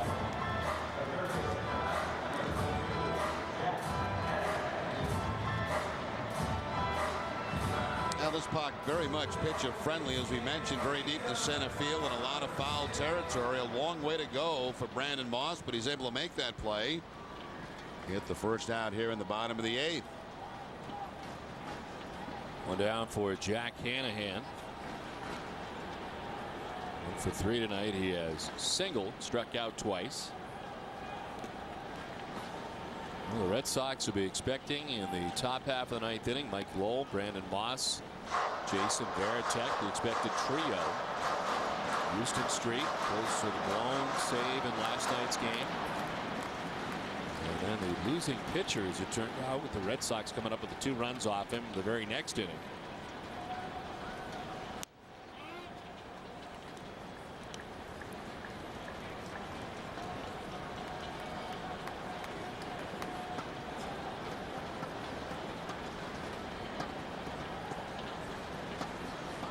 Corey falling behind 2-0.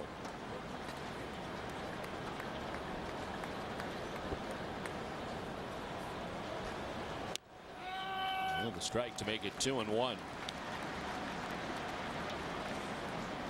John Lester for 4 innings, giving up the 4 runs the A's have. It's been shutout pitching from the bullpen. David Aardsma, Javier Lopez, Manny Del Carmen, and now Brian Corey. Fly ball lifted to left. Manny Ramirez. Well, there's 2 down. Nesson is bringing you Red Sox Go Global, sponsored by State Street, the world's leading provider of financial services to institutional investors. So 2 down here in the 8th, and Kurt Suzuki coming up. We may have our answer as to whether Houston Street will be run back out there again tonight, as Alan Embry is up in the Oakland A's pen. Houston Street is not at the moment. Mentioned last night, Alan Embry, in the absence of Houston Street last year, came up with 17 saves. And he may be the guy for the A's tonight to work the 9th.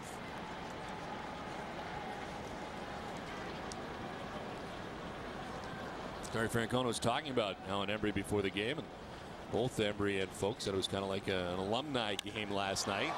As Kurt Suzuki gets into this one, sending it out towards deep left center field. Back is Crisp, but it's going to one-hop the wall as Coco gets it back in. A 2-out double, the 2nd double of the night for Kurt Suzuki.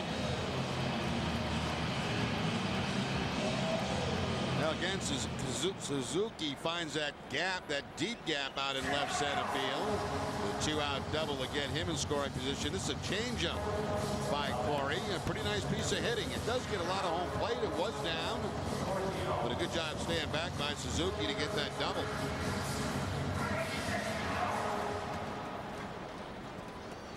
2 down. Here's Jeff Fiorentino.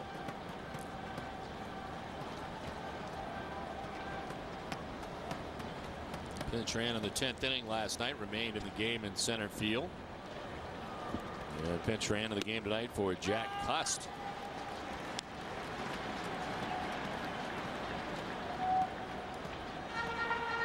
Named off waivers from the Cincinnati Reds in January. Spent all of last year at Double-A Bowie. Made his major league debut in 05 with the Orioles. As he takes the strike. Played 32 games in the majors with Baltimore in 2005. 253 hitter so far in the major leagues.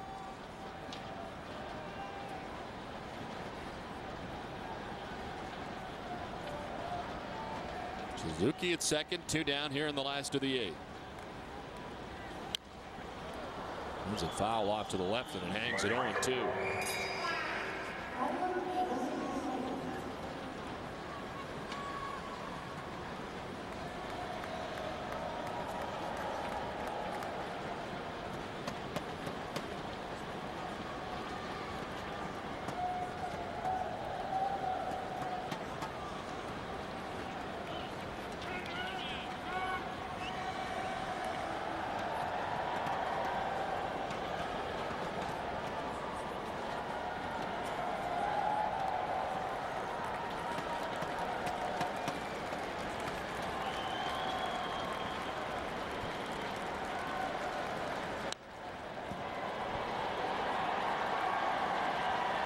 Running it inside is fouled away by Fiorentino at 2 outs and Suzuki at second base.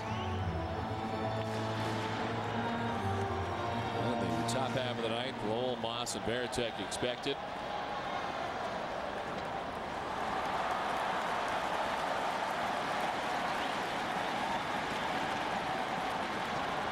And the 0-2 pitch from Brian Corey. Into center field, a base hit from second base. Suzuki's going to try and score. The throw cut off, the run in as they try to run him back, and he is safe back at first base. Fiorentino had rounded first and then had to get back as Pedroia cut it off. The run in for the A's, and that's a big run that they pick up here in the bottom of the 8th inning. Yeah, again, it's a changeup from Corey. Fiorentino up the middle. They're going to run on the arm of Coco Crisp. It was actually Pedroia who cut the ball off, but there was nobody at first base. And the reason for that is because Euclid was in the cutoff position. Here comes the run of Suzuki. There you see Euclid trying to get back. He's where he's supposed to be in the cutoff spot. So with a run of Fiorentino makes it back to first base.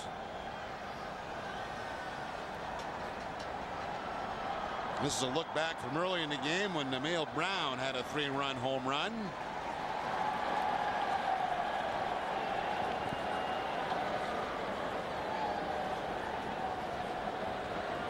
And Travis Buck batting. This has happened very quickly, coming with 2 outs in the 8th for the A's.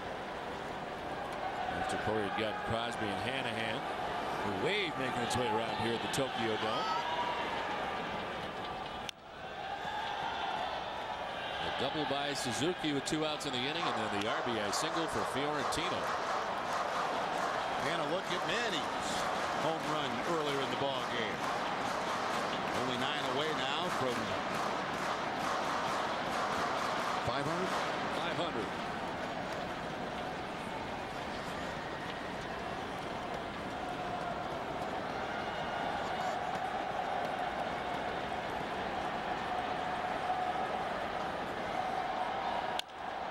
Ball right side. Pedroia will end the inning, but not before the A's add another important run.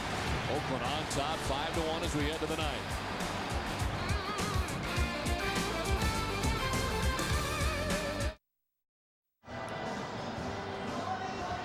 State Street, proud sponsor of Red Sox Go Global on NESSIP.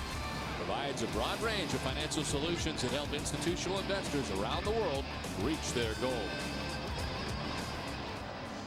No, we head to the top half of the 9th inning. Red Sox now trailing by 4 runs with the A's on top 5-1. And Alan Embry into the game for Oakland. Embry last night, an inning and a third against the Red Sox, giving up a hit, no runs. Did not walk anybody and had a strikeout. Remember last year, Embry, while Houston Street was hurt, was the closer. Was this right now not a closing situation because the Red Sox have the 4-run lead? I mean, the Athletics have the 4-run lead. Mike Lowell lead it off for Boston here in the ninth.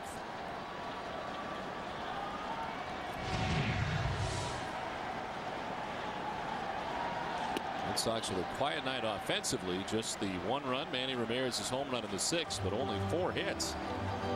Mike Lowell's got 1 of those hits. Manny's home run. Coco Crisp with a double. Julio Lugo with a single, and that's been it. Oakland with 12 strikeouts as a pitching staff tonight. 9 of the 12 for Rich Harden, their starter.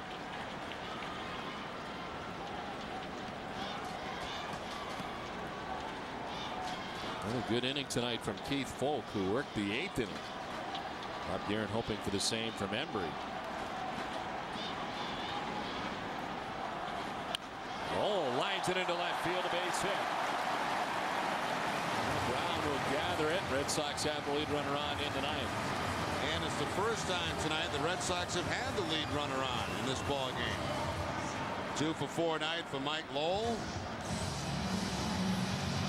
John Casey is going to pinch hit for Brandon Moss, as Casey has been dealing with a stiff neck. He actually got on the flight over here and has not been available the last, well, yesterday anyway, and now apparently is available tonight, coming off the bench to pinch hit here in the ninth. Now Moss has had a tough night. He struck out 3 times. You got a left-handed pitch hitter, but the only righty on the bench is Kevin Cash, the backup catcher.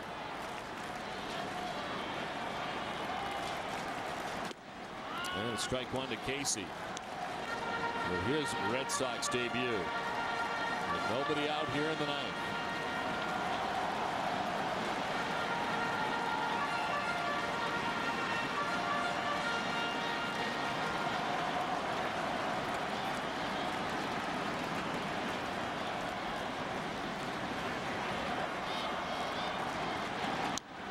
He grounds it foul. He's had 5 seasons in which he has hit 300 or better. 7 times in which he has hit 290 or better. Career 301 hitter.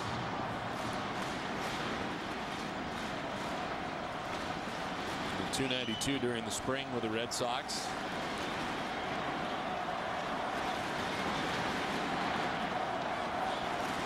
Playing the exhibition games over the weekend due to the stiff neck situation as he chops one foul.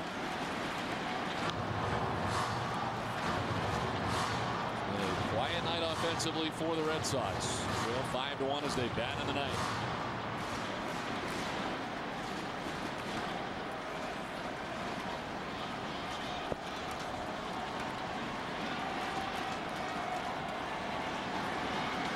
Casey down 0-2.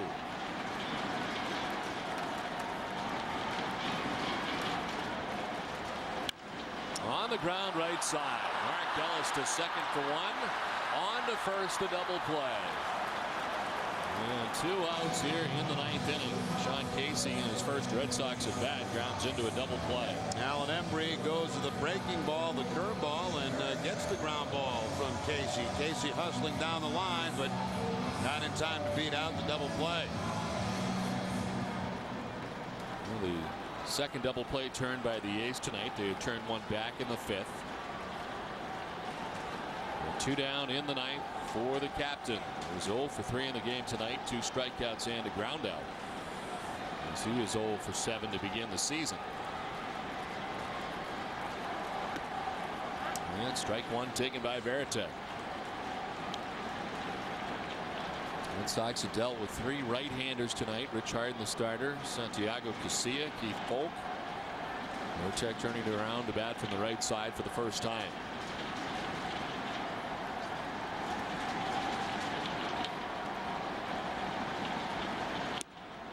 Foul tipped, and Veritek's down 0-2. Jason's had a tough time with strikeouts here in the early going. He had 3 last night. And now 2 in this ball game.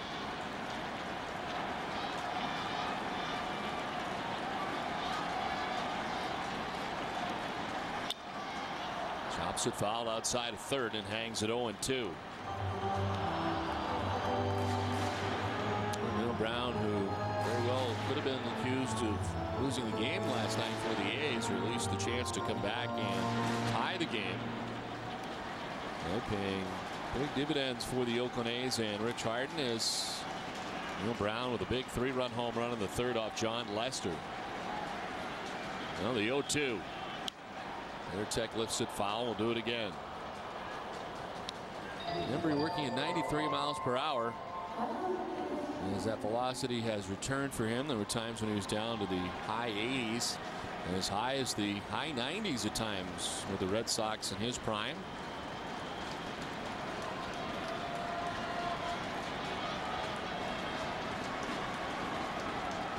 Remember his 0-2 pitch. Veritek strikes out for the 3rd time tonight, and the Red Sox lose to the Oakland A's. After a victory on opening night, they end up with a split in Japan. And a frustrating night tonight as the Red Sox end up in the game striking out 13 times. A's pitching staff led by Rich Harden, 9 Ks. Bob Gehrens hearing his first victory of 2008 as the A's and Red Sox split the 2-game series in Japan. Back with more after this.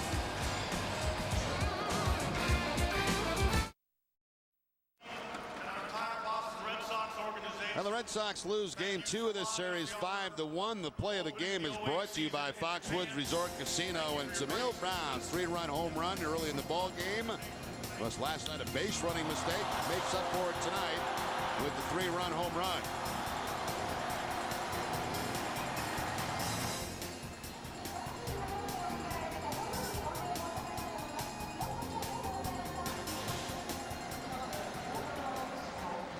The final score from the Tokyo Dome, 5-1. The A's win it. For Jerry Remy, I'm Don Orsillo saying good night from the Tokyo Dome. Join us again Saturday night from the LA Memorial Coliseum. Sox take on the Dodgers for a special exhibition game. Our coverage begins at 10 o'clock. Visit NESN.com. New England Sports live online. This has been a presentation of NESN, New England's most watched sports network. Stay tuned next for Sports Desk.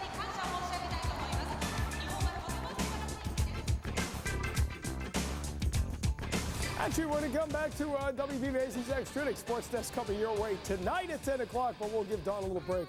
What with the jet lag and the 10 time zone difference and all, in the end, the Red Sox and A's settle for a split of the first 2 games of this 4-game set. Now they've got some travel and nearly a week off before the series resumes. Coming up, Ken Maka, Jim Rice with us in studio. We'll take a look at what went wrong for the Red Sox in Tokyo. They got another week or so before they go to Toronto. Sox and A's split the games in Japan. We'll come back after this.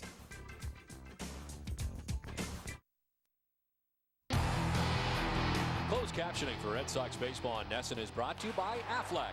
Ask about it at work.